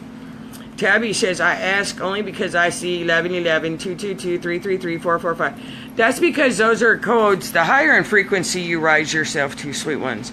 And the more inner work you do, your vessel within synchronicities will put numbers out there, will put codes out there that activate DNA within you, that activate cellular DNA memories and stuff like that within you, that activates different aspects of your Merkaba, your toroidal field, your cellular original template, if you will. The more present you are, the more at peace. Absolutely. How you doing, Lucy? Big hugs and blessings. Let's see, is it... Judy asks, is it because you're an empath? No, it's because I'm a multidimensional galactic divine being of light who walked in to assist humanity at this moment in time and the planet with her ascension, and with humanity's ascension. I am from 175 million years in the future, Judy. I came back to assist just for this. I hold the planetary consciousness of Gaia, and I hold galactic codes that I put out to awaken DNA within humanity. I come from the intergalactic and the Galactic Federation, and I am part of that. What you see, I'm just a hologram, I'm just a vessel. I am a walk-in. And I come from the 144th dimension down to assist just with this planetary ascension. Yes, that's incredible. The change is constant, very intense, day by day. Yes, it is, Emmy, and that's that roller coaster ride. Up and down, up and down, up and down, up and down. Steven says, thank you so much for your wisdom. You guys humble me. I love you, sweet ones. I really, really do. Big, big hugs and blessings. I'm here for all of you. I understand that the journey is not easy in the physical sense of the word. But know this, sweet ones, you're the best of the best, and you wouldn't be here if you weren't the best of the best. And you had to experience everything love was not in order to come back to the understanding of everything that love is. And you had to experience so you could have the compassion, so you could have the empathy versus the sympathy that the 3D matrix convinces us is what we need to give people, is sympathy. No, we don't. And you come into that space where you understand what that person is going through, and you can sit and be present with them and not say a word, and be that pillar of light, be that pillar of peace, be that pillar of support, because you yourself have experienced it. And had you not experienced, you could not relate to them in a truthful, full manner and be that pillar of light for them. It would be conditional. So we have gone through everything we have gone through in the physical experiences to bring us to this space of being that pillar of light, that pillar of peace, and that pillar of love during this ascension time, during this time of great change. Because we are here as the pillar of peace for all those who are asleep, who have chosen to not awaken and ascend this time around because their souls need more experience in that timelines, in that time, those spaces. And we are here to be those pillars because we can transmute those energies that those asleep are not aware that they continuously put out into the collective, put out into the planetary consciousness, if you will. How you doing, Terry? Big hugs and blessings. I hope you share these videos. I would love to be able to replay it. Honey, you can save it. I don't share my videos. The only place I share my videos to, Spirit don't need no recognition, honey, and I don't put myself out there like that. I am grateful if you guys want to share it, and I appreciate it. However, I don't do that. I don't invite people to my videos because I am in great awareness and great understanding that Spirit will guide anybody to you that needs to be guided to you. Hey, you don't need to be so loud. Come on now. And Spirit will guide people to your videos if they need to be seen. You know, I don't need to promote myself. I don't need that acknowledgement, and I'm not out to seek that attention. I am really here in divine service, and that's all I'm here. That's why so many people are guided to my videos. If you want to share them, I'm grateful, and I really do appreciate that. The only place I share it is onto my healing page. Other than that, you can find them under my videos on my wall. If you need to send a friend request, feel free. If Facebook does not allow you to send that request, because sometimes they don't, message me, and eventually I'll get to my other folder, and I will send the request for you. Judy, I'm here for you guys. You know, send me a message, and I will get back to you. It may take me a bit, depending on time change, you know, where we're at in the world and whatnot, but where am I at? I lost something here. I lost where I was at. Wow, I'm finally back. I had to sit and talk to my father for a short time and ask him to allow me to watch you and allow the knowledge to be delivered to me. That's really beautiful that he does that. That he allows that for you, honey. Emmy says the attachment in the present changes the future. Yes. What predicts your future? Your past will always dictate your future, sweet ones, because your past is everything that is occurring right now in your present moment. Regardless of how it's presented, the struggles, the lack, the fighting with the spouse, whatever it may be, right now is all energy from the past that has come back and is presenting itself for you right now in this present moment. And how you react, how you engage, how you emotionally participate or not participate is what's dictating your future.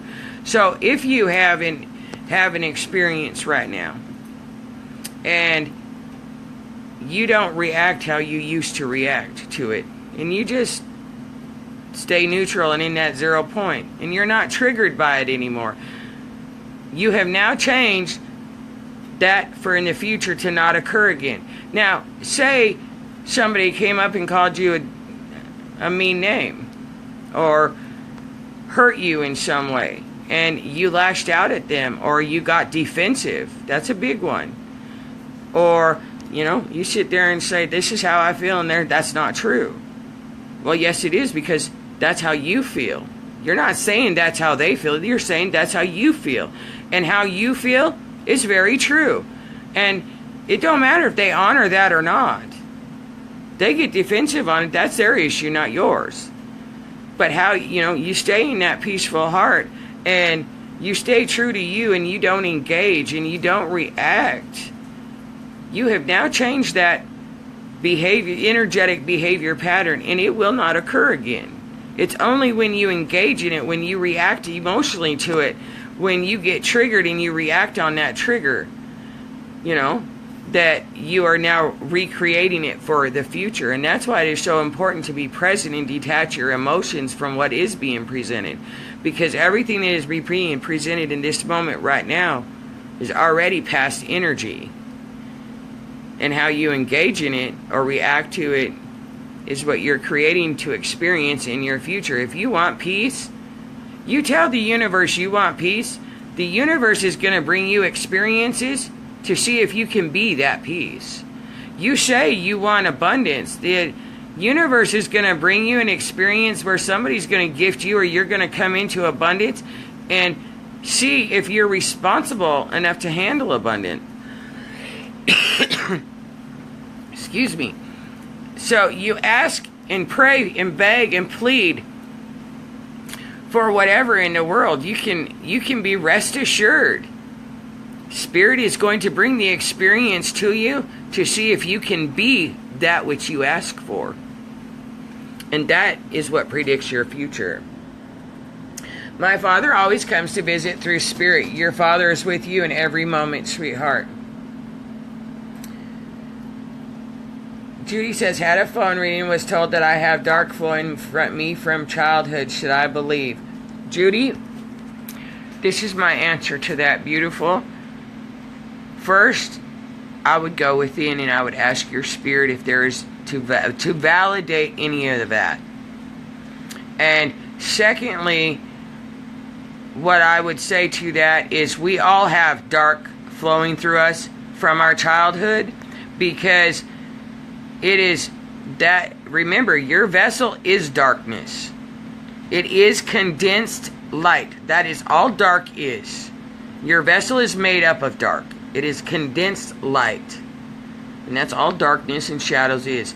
However, it is the experiences and the memories that are imprinted in your cellular DNA that have conditioned you to react in the beliefs and everything else. So does darkness flow through you from childhood? Had it been me, I would have presented it in this way. I would have said, you have energetic blockages that are present within your being that stem back to childhood. Now, all of us have that so-called darkness that stems from our childhood, and that is the journey. That is the spiritual journey, beautiful, is releasing the baggage from the past that no longer exists, because the only thing that exists are the memories and the baggage of those memories, and those memories are all distorted because they were based and imprinted in your memories from an emotional state of being that you no longer are. And that's why they're all untrue, and why it is so necessary when they present themselves to you to release them without judgment and to really love your inner child back to love. Did that make sense to you, Judy? Again, really be present with yourself, beautiful. Go within and don't take anything I say as gospel, even though for me it is gospel, because it comes from my spirit. But that's my spirit, beautiful. You need to learn to trust your spirit and nobody else's. So always, even when you reach out for help, always take the opportunity when you're done receiving that guidance or that assistance to be present with yourself and to go within and say, okay, self, please, this is what she said and I resonated with it. Can you validate it for me? This is what she said and it confused me. Can you give me clarity? You know, and you will learn to trust yourself, and you will get to a space where when you resonate, you're not going to have to get clarity. You know what I mean? And allow yourself to be present with that. How you doing, Rhonda? Big hugs and blessings, beautiful. Emmy says, I don't feel my vibration is low now. I am just shaked up by the energies of Lion Gate, and I now need to make radical changes in my life according to my higher self. That's my challenge. I can't see the rest of it. I don't know if you feel my energy is low. First off, Emmy, I would encourage you to not judge yourself. I would encourage you not to sit there and focus on whether or not your energies feel low or feel high. What I would encourage you to do is, get down now, please. I would encourage you to communicate with yourself, and you state, I now need to make radical changes in my life according to my higher self. And it is that which I would focus on, and not worry about your frequency, not worry about your vibration in that sense. Now, you will notice if you don't feel your vibration is low, then don't worry about it. Now, if you start to feel yourself ungrounded, you can decipher and decode your frequency. I mean, if you're in a state of bliss, you obviously know that you're in a very high frequency. You know, if you're in a space of sorrow or sadness, you're obviously aware that you're in a lower frequency, and you need to observe that and transmute those feelings. Would you send me the site to my healing page? I will. I will. I love you too, Amy. I love all of you. Rhonda says, well, so what is the best source of where to find info on this? I am just discovering my gift. Your best source, Rhonda, is within. And communicate with yourself and your team. If you need an outside source, this is what I'm going to encourage you. I'm not one to do research. Now, I'll do research as far as like animal totem and their meanings and stuff like that, you know, if I'm not sure. And I'm not getting the clarity, or I'm not in a space to get clarity at that moment or something. I encourage you, if you really want answers, go read the book, The Lost Teachings of Atlantis, the Lost Teachings of Atlantis, the Children of the Law of One. Because that's really who we are. I'm not sure Rhonda, what else you're asking me. Info on what, honey? I'm just discovering my gift. Which gift are you speaking of? Telekinesis, teleportation, clair gifts, levitation, bilocation. What gift are you talking about, beautiful? I'm not sure which gift you're referring to. Katie, I got chills when you're explaining what and who you are. That's validation for you, Katie, that I speak the truth. That I am exactly who I say I am. When you are in a space of, I am the embodiment, I am the original template of the Holy Eternal Divine Mother. That is who I am. That is what I'm here for. When you get goosebumps, when your body starts, you know, when you're speaking something or somebody's speaking something or whatever, those goosebumps or angel bumps, whatever you want, or tingling, that is your spirit showing you that that's validation, that is truth. That is giving you validation. By the same token, if somebody's lying to you and you get this frequency within you, you're going to know, wait a sec, that's not resonating with what they're saying. So that's showing you that's validating for you that it's not true to your spirit at that moment. Doesn't mean it won't be true a year from now at a higher frequency or whatever. But that shows you, when you get chills, that validates for you that I was speaking truth. Rhonda, I am still trying to understand the empath. Please help me to understand more. Rhonda, do this. You're just beginning on your journey. I see that. You know what? Take the time to go ahead and Google, Rhonda, Google empath. Google clair gifts, clairaudience, clairsentience. Start there. And start with meditation. And if you can't meditate, stare at whatever, stare at the flame of a candle, go for a walk, and allow your mind to go blank. But start there, honey. That will show you and help you tune into yourself, if you will. And if you need to, message me, and I will give you some more tools that you can use, or I'll guide you to some tubes, to some videos or whatever that will help, that will assist you. Let's see. Tabby says, thank you for your time and energy to explain to me about. Oh, you're most welcome. It's my honor and pleasure to be here in service, sweethearts. Rhonda, another thing that will help you on understanding empath, if you allow yourself to read the Emerald Tablets of Thoth, that will also help you. Also, I would encourage you to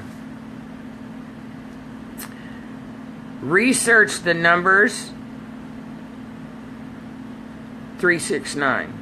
Research energy, frequency, and vibration. That is actually going to give you more information on being an empath than anything. Because everything in this universe comes down to the numbers 369, energy, frequency, and vibration. You want to understand the true nature of yourself, research energy, frequency, and vibration.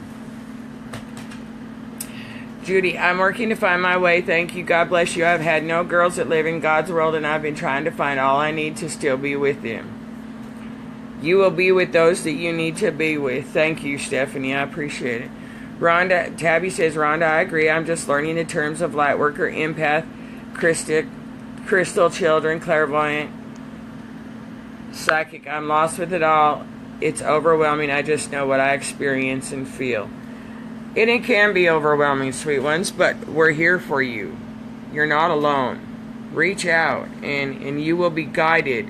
But the best thing you can do for yourself, because it is overwhelming, is learn how to deep breathe, or pranic breathing. That's another thing. If you don't know how to do it, go onto YouTube, search pranic breathing, and watch how it is done. And that will center you every single time when you are overwhelmed, is that deep breathing. Tabby, sorry, Crystal. I knew what you meant, Tabby. I knew what you meant, beautiful.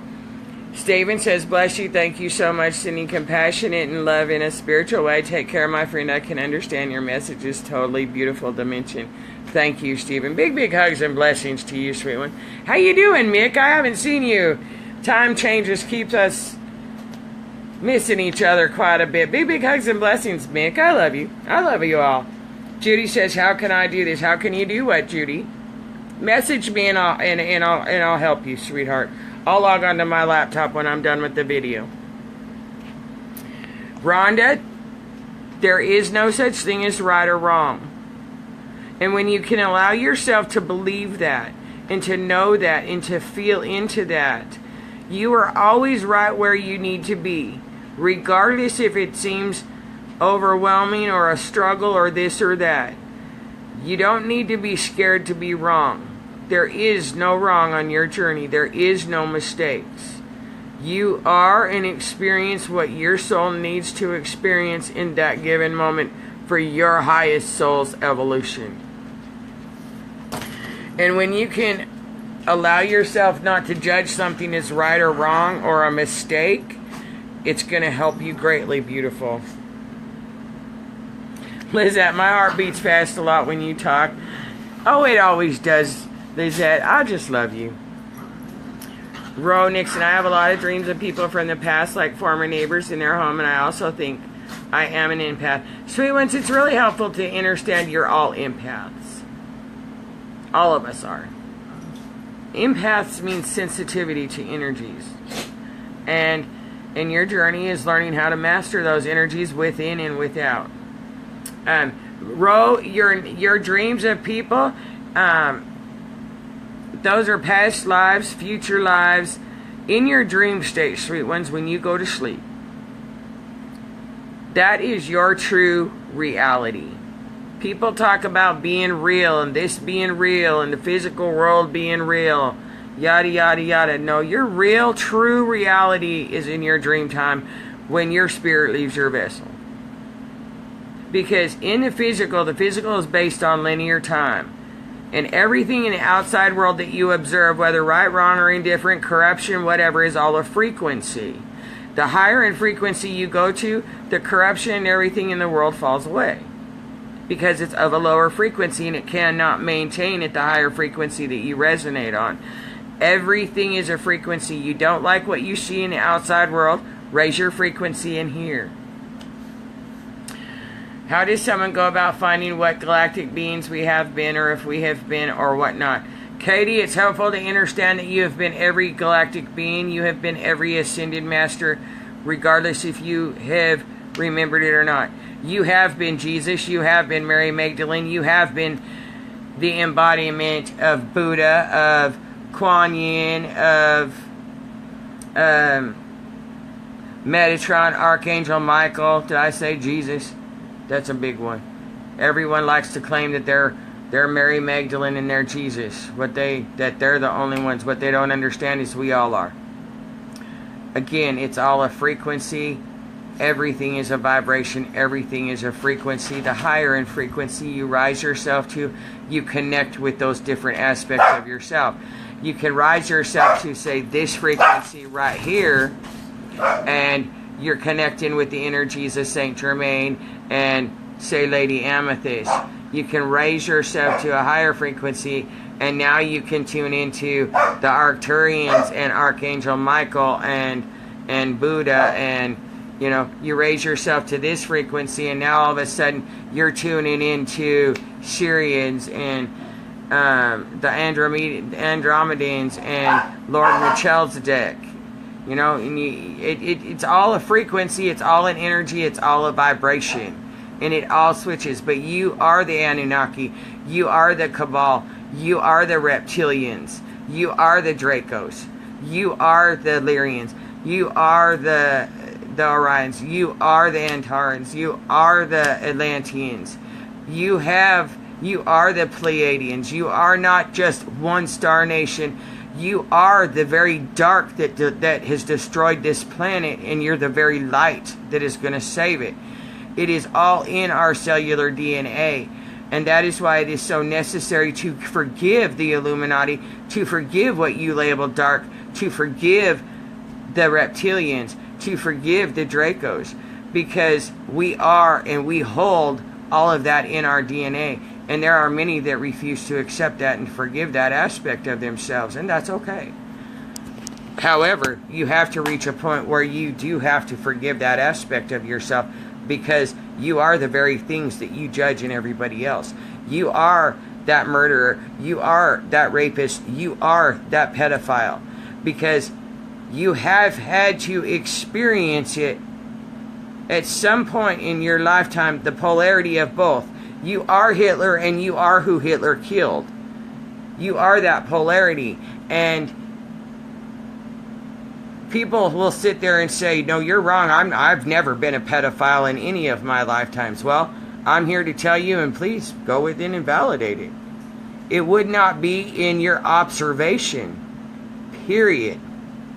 The corruption, the pedophilia, the abuse, whatever you want to call it, murder, rape, anything that you physically witness in this outside world, the corruption, all of it, it would not be in your observation if it was not held in your cellular DNA.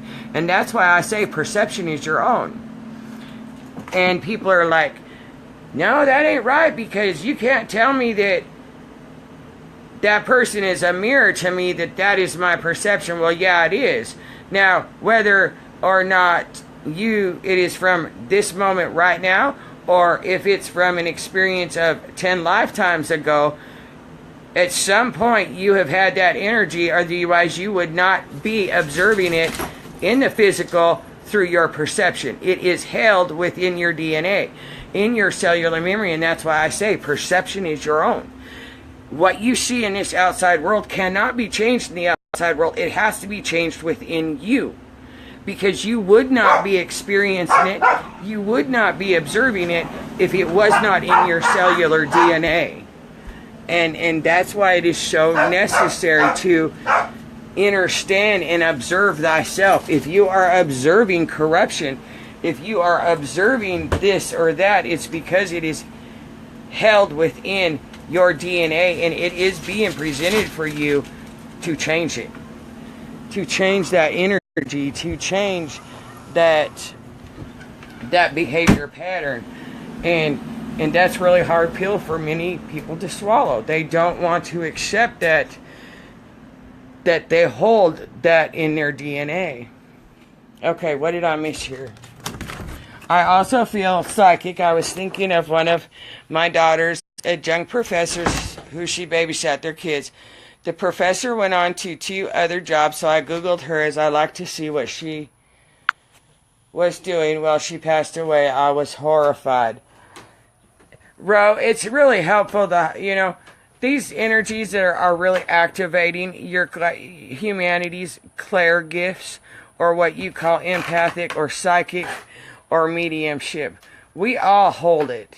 Those are all gifts, and the more when you become aware that it's been activated, like you, I also feel psychic, you have activated that. And the more you allow yourself to tune into that, it's just like playing a sport. The more you practice, the better you get at it.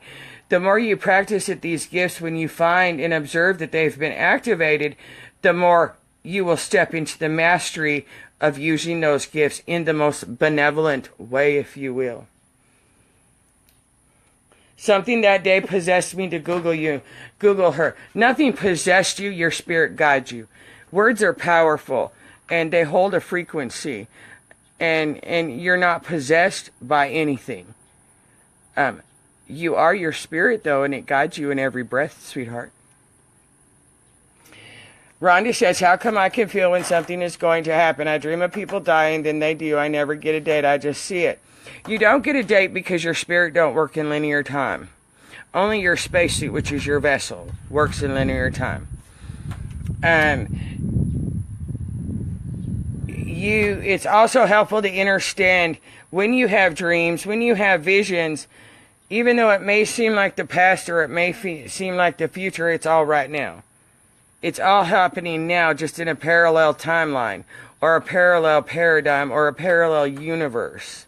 So it really, when you come to a higher enough frequency, you can literally shift your timelines, because it's just like taking a step. Okay, I'm done with that timeline, and you step into this one. You can jump timelines. You become that master of that energy to where you can see it. Somebody sent me a message the other night. I didn't even answer it. I seen the energy before, and it's you just choose not. I mean, you come to that space where you choose literally what you engage in it. And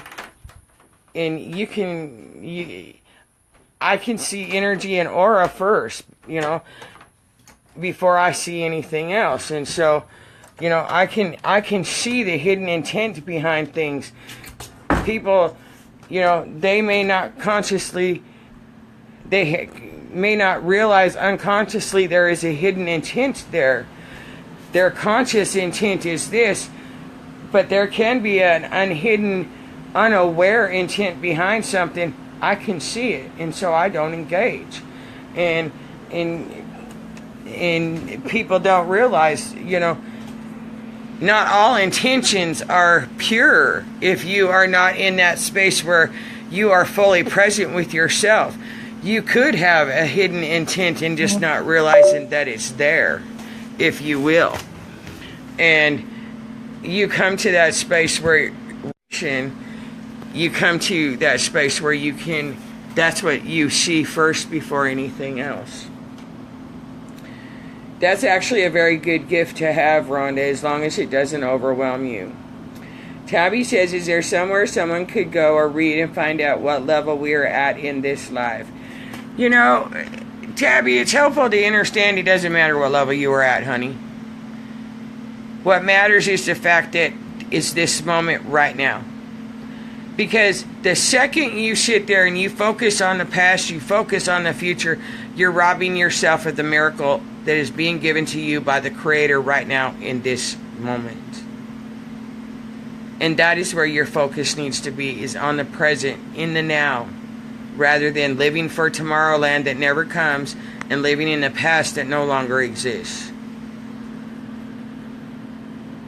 Are you saying if we were abused as a child, then we lived that before?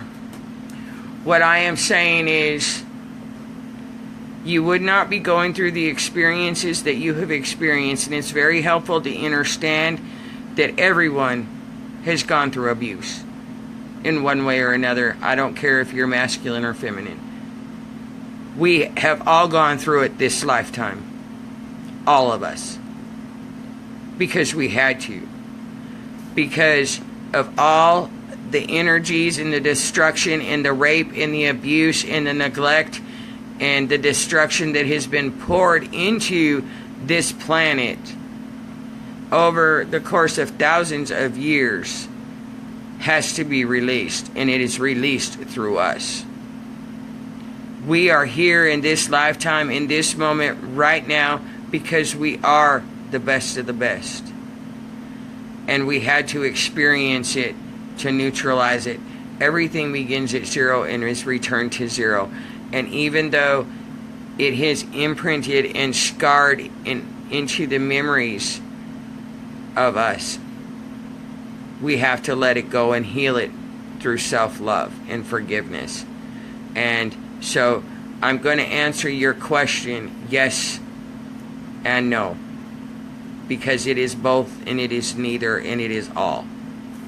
There is no right, wrong. There is no good, bad. There is no positive, negative.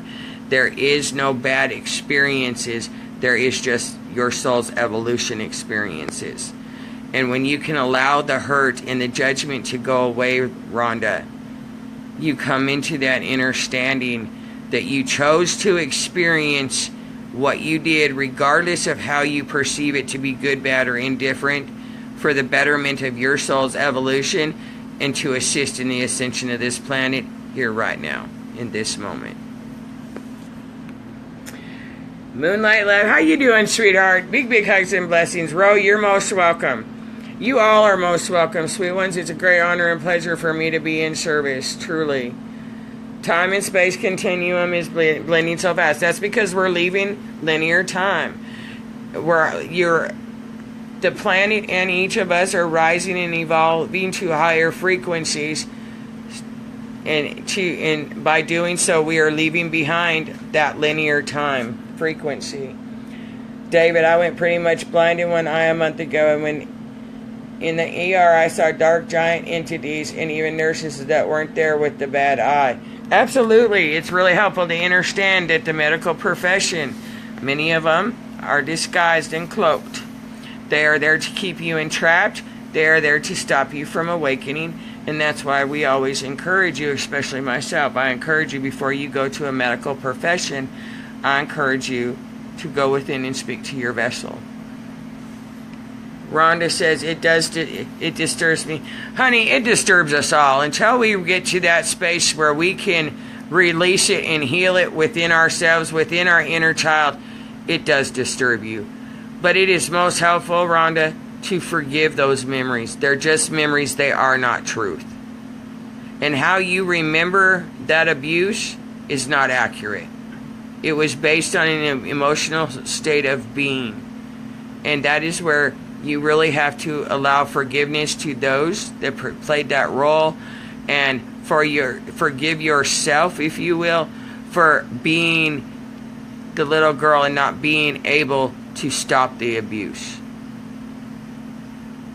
You hold that within yourself, that guilt and that shame, and you really have to forgive yourself for that and allow yourself to let it go, honey. I know it disturbs you. I was molested. I was physically, emotionally, mentally, and spiritually abused from the pretty much time I was born. I understand, truly. We all have gone through it.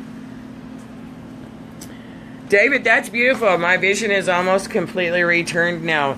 That's great. And, talk to yourself, David, and communicate and say, okay, return it back to perfect sight. You can command your vessel to do that.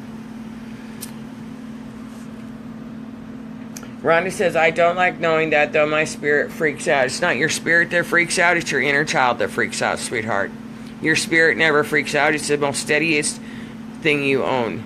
Well, you don't own it, but it's the most steadiest thing you are, is your spirit. Your spirit don't freak out. It's your inner child that is screaming. It is your inner child, and that is where you, Rhonda, the adult, has to be the nurturer, has to be the parent, has to be the protector, has to be the one to reassure little Rhonda, baby Rhonda.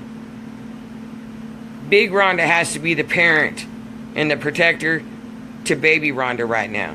When baby Rhonda freaks out from these memories, big Rhonda has to stand up to the plate and be the parent and the protector that little Rhonda didn't have when she was going through those experiences, honey. And I will help you work through that if you need me to, Rhonda.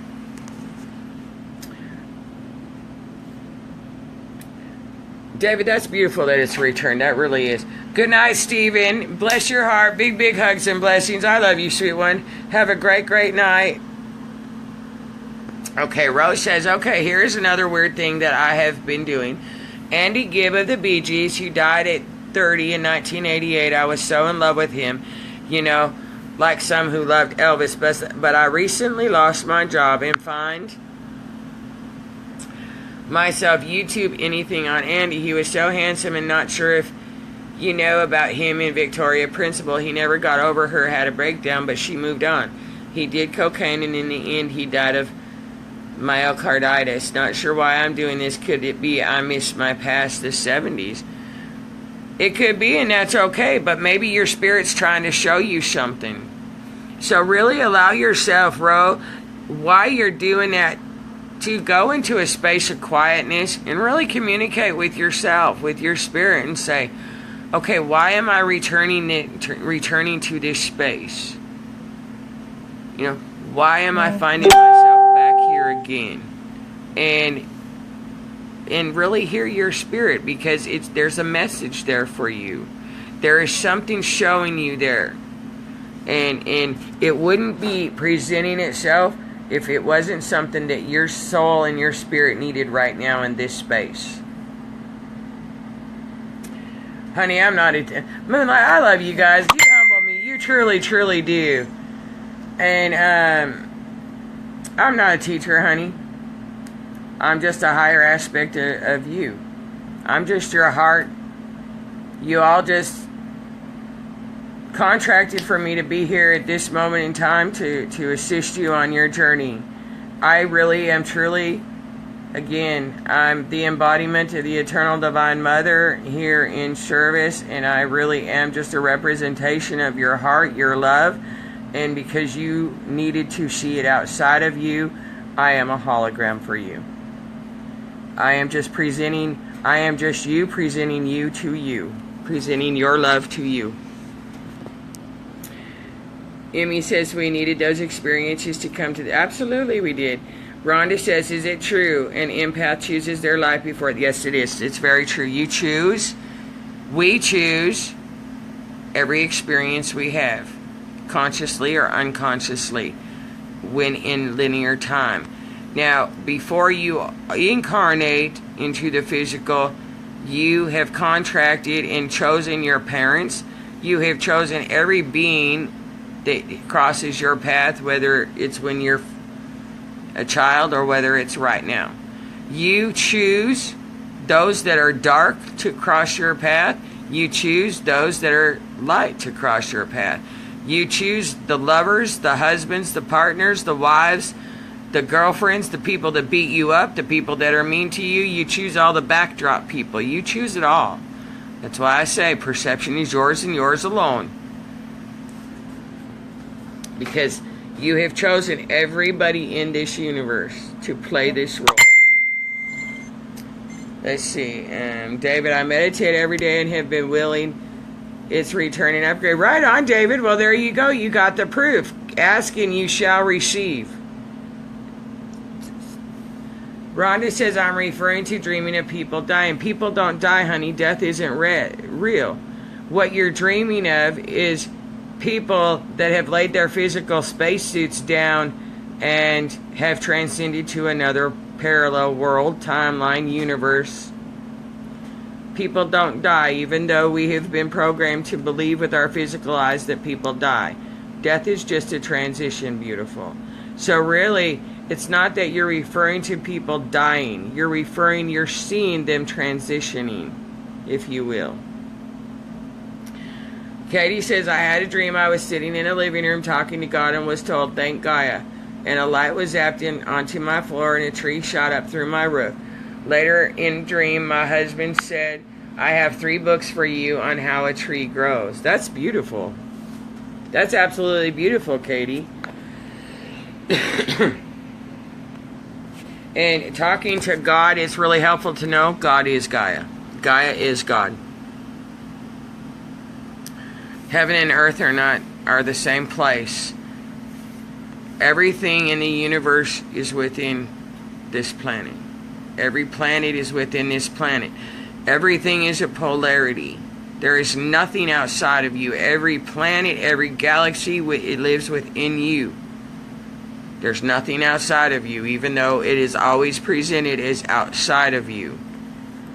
That's why I always say never focus on the outside world, because really it's all in here. Good night, Emmy. I love you. I am really, really grateful that I am able to assist you, sweet ones. I love you. I've been on here long enough. My puppies are getting hungry. Have a great, great night. And reach out if you find yourselves overwhelmed. If you find yourself needing just comfort or just someone to listen, reach out, whether it's to me or somebody else. There are many of us here. All you got to do is ask, and you will be guided.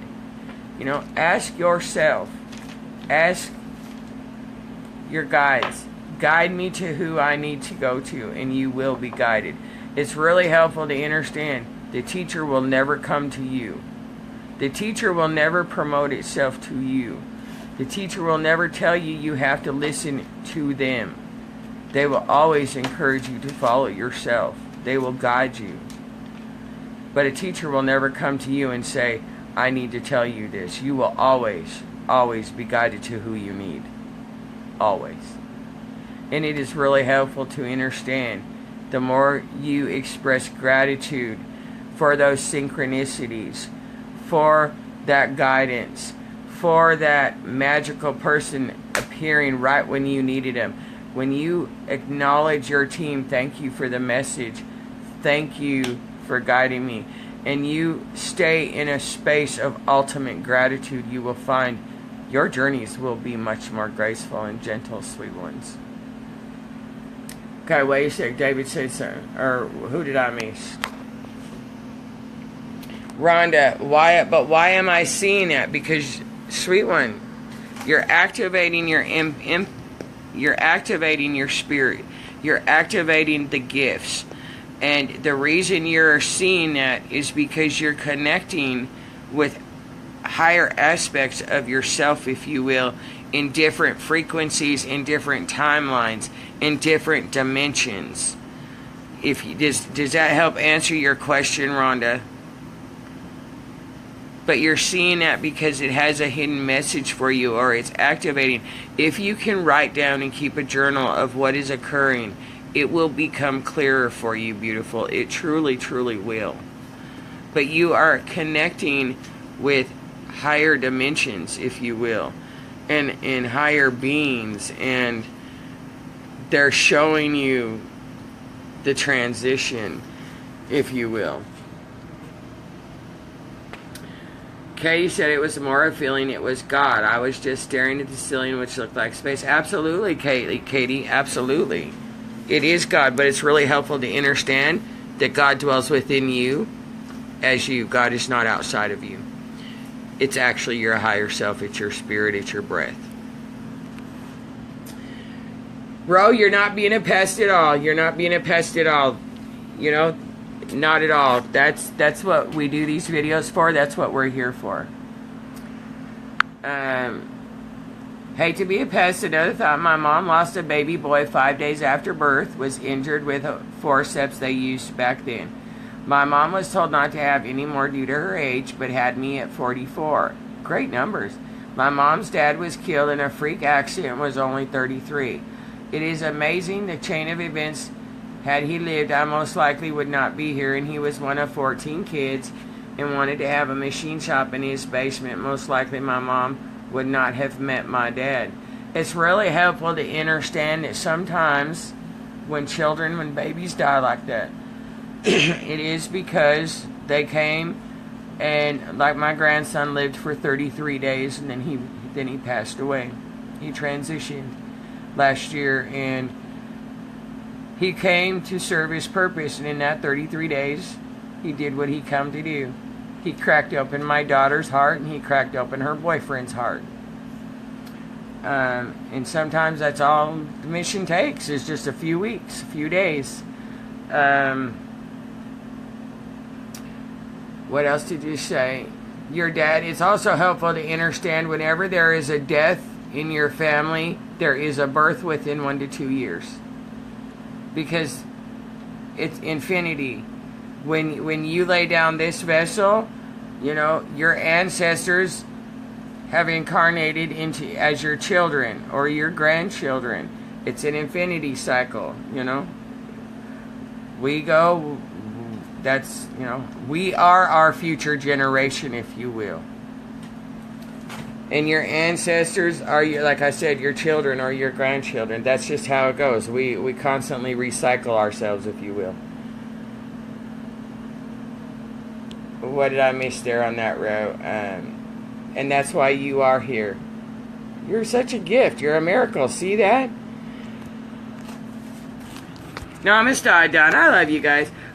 I've got to hop off here, but thank you for your blessed words. Namaste and bless you. Good night and blessings. Good night and blessings to all of you. I love you all. In every given moment, we are blessed, we are graced, we are safe, and we are protected. Rhonda, that seems scary for someone who is not aware like I am. Well, it does. You're right. And you know, all brings us back to ourselves sooner or later. Truly. It really does. Ro, also, do you meditate with the chakras? I went to a healer and she touched my middle eye area and I saw a round purple pulsing circle. It was definitely a weird experience. That is the violet fire being activated, the violet flame within you. And yes, I do meditate. Do I meditate on my chakras anymore? No, I don't. Did I start out meditating with my chakras? Yes, but I am at a space and a frequency where I again, you know, I can feel a blockage if it's starting. I can feel the energy. I don't even have to go into a trance like meditation anymore to hear my spirit. I can sit right here and I can hear my spirit wide awake. Talking to you, I can tell you exactly what my spirit says. I am not disconnected with my spirit in that sense anymore. I have completely merged it. It's taken me a great amount of inner work to get to raise myself to that frequency. My vessel, if you will. Katie, right, it was the voice I hear in my head when awake, but in the dream it was introduced as God. Right, because in your dream, you disconnect from your vessel, and that is your true self. So that is what that is showing you, Katie. You're actually really truly hearing the Creator through you. God dwells within you as you. We are the living word of the Creator. Because we are, the Creator is our heart, if you will. Meaning if I say you are going to die. Alright, what did I miss there, Rhonda? That seems scary for someone who is not aware like I am, meaning if I say you are going to die. Let me ask you this. Why would you say that to somebody anyways, Rhonda? Regardless if you've seen it, dreamt it, or not. That's what I would really observe. If that was me, beautiful, I would really observe that, why would I want to say that to somebody anyways? Knowing that if they're not aware, it would put them in, and you are aware, and it would put them into a space of fear. Why would you even want to do that? And really, those are the experiences those are the things to observe when we are presented with experiences. Because just because we're showing something, I could be showing that you're going to die tonight at 10 o'clock. And I can know with that, and trust me, it's not true. I'm using this as an example. Please don't take that as anything. Clear, cancel, and delete that. But I could tell you that, and what is it going to do to you if you weren't aware? You wouldn't understand that I'm coming and sharing that with you in the sense that I am doing it with the most loving intention by telling you that. But if you're not aware, why would I want to put you in that space of fear? You follow what I'm trying to show you, what to observe, beautiful? I hope that makes sense. Ro, do you believe in the law of attraction and affirmations? What we think good or bad, we attract. My daughter tried to get her breathing down. What I mean is she tried to astroplane and got to a point where she got so scared. Ro, I'm going to answer this.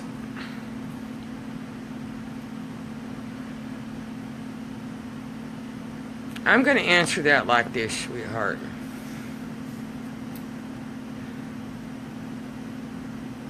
The law of attraction and affirmations help. Yes. They're energy.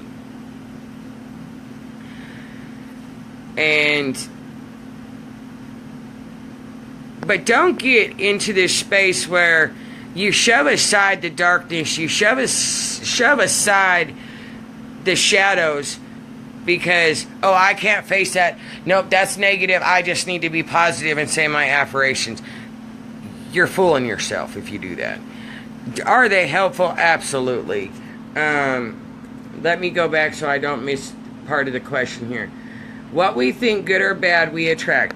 It's helpful to understand, yes, what you think and feel is good or bad is what you attract. But really, it's most helpful to observe, if you will, Ro, is what you have in your heart, the emotions you hold in your heart, is what creates your thoughts. And it's those thoughts, when you focus on something for 17 seconds, you have planted a seed. If you focus thoughts, emotions, energy in any way, shape, or form on something for 68 seconds, you have just now created it to manifest into your future physical reality. And when I say it is the emotions in your heart, unless your heart is fully open with no walls, no skeletons, no chains, no hidden ghosts, and you are completely transparent, that there's no other wounds left to heal because you've healed them and you have evolved yourself, if you will. Those are the emotions that create your experiences. Because when you have the walls up, when you don't trust anybody, when you have those chains and you have your heart locked so tight because you're so afraid of being vulnerable and you're so afraid of being hurt because you've been abused and you've been cheated on and you've been this and you've been that and your relationships all suck because they all fucked you up and everything else, right? Excuse my language. It's those walls and those chains and those binds that create your reality. When you heal those, when you allow yourself to become fully opened in the heart, you allow yourself to become fully vulnerable and transparent, and you're not afraid to take that risk to so-called fall in love, which you can never fall in love. You can't fall in something that you already are, that just is. You can attach labels and definitions of falling to it, to the experience, but So when you can let go of labeling anything as good or bad and just see it as an experience, and when you observe the emotions that are coming from your heart and observe your thoughts and the attachments to the emotions, because if you have walls around your heart and binds, your emotions are going to be that of hurt, distrust, abandonment, rejection, yada yada yada. That's how you're going to react. You're going to be defensive when somebody triggers something. When you heal those in your heart, you take those walls down, you take those binds down, the emotions of your heart is at a different frequency. And you learn to master those frequencies and those energies of what you focus on. So, is it just one or the other? No, it's all of it together, honey. My daughter, okay, the other part of it, my daughter tried to get her breathing down. What I mean is she tried to astroplane and got to a point where she got so scared.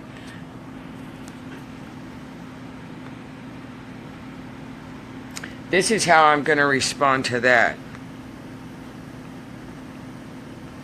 Unless you are in a space, in a frequency, and know what you're doing, then and only then would I do something like that. With your daughter, she tried to astroplane. She was not in a space of full of awareness of the consequences of trying to do that, and she wasn't in the right space of frequency, if you will. And therefore, that is where she got so scared. And, you know, you can't play with fire. Let me say this. Let me say it like this. If you think you can play with fire and not get burned, keep thinking. Because thought will always lead you into chaos. It's only your heart that will lead you to the truth of anything. And that is when your heart is fully open. So, it's really necessary and important to really observe what you participate and engage in and really communicate with your spirit, because you go into the astral plane in a space of not really knowing what you're doing. You can do a lot of damage to yourself, within and without. And I'm not sure if that's the answer you were looking for, Ro. But when you play with fire, you will get burned. And if you're not sure how that fire's gonna burn, I wouldn't go into it until you're aware. And that's what I would really encourage your daughter to observe through that experience. I'm not sure what answer you were looking for there, sweetheart, but I really hope I assisted in the answer that I gave you. Rhonda, if you're not sure, if you are not sure, then that's showing you not to tell them. Unless you are 100% positive that your spirit is saying, yeah, you need to go tell this person that they're going to die, that it will benefit them, I wouldn't say it. Because if you're not sure, then that is showing you doubt, which is showing you it's not fully truth, or you're not in a space of full truth, if you will. And if there's doubt, don't do it. That's your spirit showing you if there's doubt, don't do it. Sharon says mindfulness is a good practice for someone just to, absolutely. How you doing, Sajad? I'm not sure if I said that right. Big hugs and blessings. That was what I was trying to ask you, because I never say it but then feel guilty when it happens. Honey, allow yourself to let go of the guilt, Rhonda. Really. It's not our place to tell people when they're going to die when they transition. Spirit is showing us something, giving us the opportunity of being aware that this transition is about to take place, and to be there for them when it does, to be there for their family, to maybe help them cross over. Sometimes Spirit shows us people are going to die or transition, if you will, so we can be there for their family, so we can be there to help them cross over, because that's what many of us do. We help souls cross over, souls that are trapped in astral planes that haven't crossed over. Many of us do that. And so, again, I encourage you to really communicate with your spirit, beautiful, and just say, okay, you're showing me this. Give me clarity as to what you want me to do with what you're showing me. And you will be given that answer, honey. But to come right out and tell somebody, no, my spirit and my guidance to you is no. We are not here to instill that kind of fear, if you will. But allow yourself not to feel guilty. Please allow that to go and release that. Okay, here is one other thing. My mom and her mom went to a palm reader with a friend. Well, the reader told the lady she saw no future and she was hit by a car. Another thing is she saw a spirit on the wall moving, and there were other people in the room that saw it, and they all ran out of the room. Had it only been her, no one would have believed her. Excuse me. Apparently, it was the spirit of a woman who died in that house.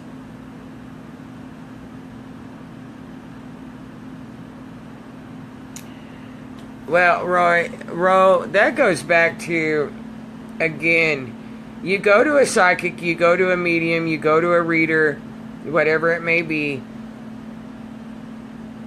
They can only speak to you from the level of frequency they are at. And the truth changes with every frequency. And, if they're doing a reading from a space of they haven't grounded themselves, they haven't centered themselves, they haven't cleared their energy field before they start doing a reading for you, that's going to be affected. I would really just bless the lady, and I would just encourage her mom, to really just let that experience go and return it to the light. That's what I would do. Rhonda, laugh out loud. Yes, let's see. Ro, totally agree. I think she was just trying to experiment, and this was while in China. Yeah, and you really, when you're experienced with something you're not totally in awareness of, I would really not do that. I would encourage not to do that. Joanna, can I have a reading, please? You can't have one from me, beautiful, but I'm sure there are many number out there that will give you a reading. Again, I don't do readings because the second I say it, it's already changed. Rose says, I was in the presence of 4 people dying, and with my dad I could feel the heat of his body leaving, moving downward. My mother-in-law, I swear I saw something move out of the top of her head area. Also, while holding my dad's hand while he was dying, I could feel a heat from his hand going into mine. Absolutely. Absolutely. And that's a very beautiful experience that you can share with them as they transcend. Again, death isn't real. They're just laying down the spacesuit, guys. But they're always with you. Your dad, your mom, your grandparents. If you quiet your mind and be present with them, they are right there with you, and you can feel them. And if you can, and you can hear them. And if you can't hear them, see them, and feel them, ask them, how do I know you're with me? Give me a sign, and you may not get that sign right then. You may get it, the next day or something, but keep trying, and you will find you will allow your vessel to become very in tune with their energy. I really hope I have helped you guys so much. I've gone through it, and I go through it, and we're in this hand in hand, side by side. And that's what we're here for. And it's a great honor and pleasure. And it's a very humbling honor to be here in service of the divine will. I gotta go at 7:37. Look at those numbers. I love that. Have a great, great night, sweet ones. Have a magical, magical night. I love you. I'm holding you in eternal peace, grace, love, joy, blessings, bliss, harmony, and magic. And find the magic in these. For those of you who would like it, go ahead and message me. I will get back to you as soon as I can. I do get flooded with an awful lot and spend an awful lot of time on calls helping people. So don't get discouraged if I haven't got right back to you. I will eventually get back to you, whether it's in a couple hours or in the morning. I love you. Have a good night. Big, big hugs and blessings, sweethearts. Bye-bye now.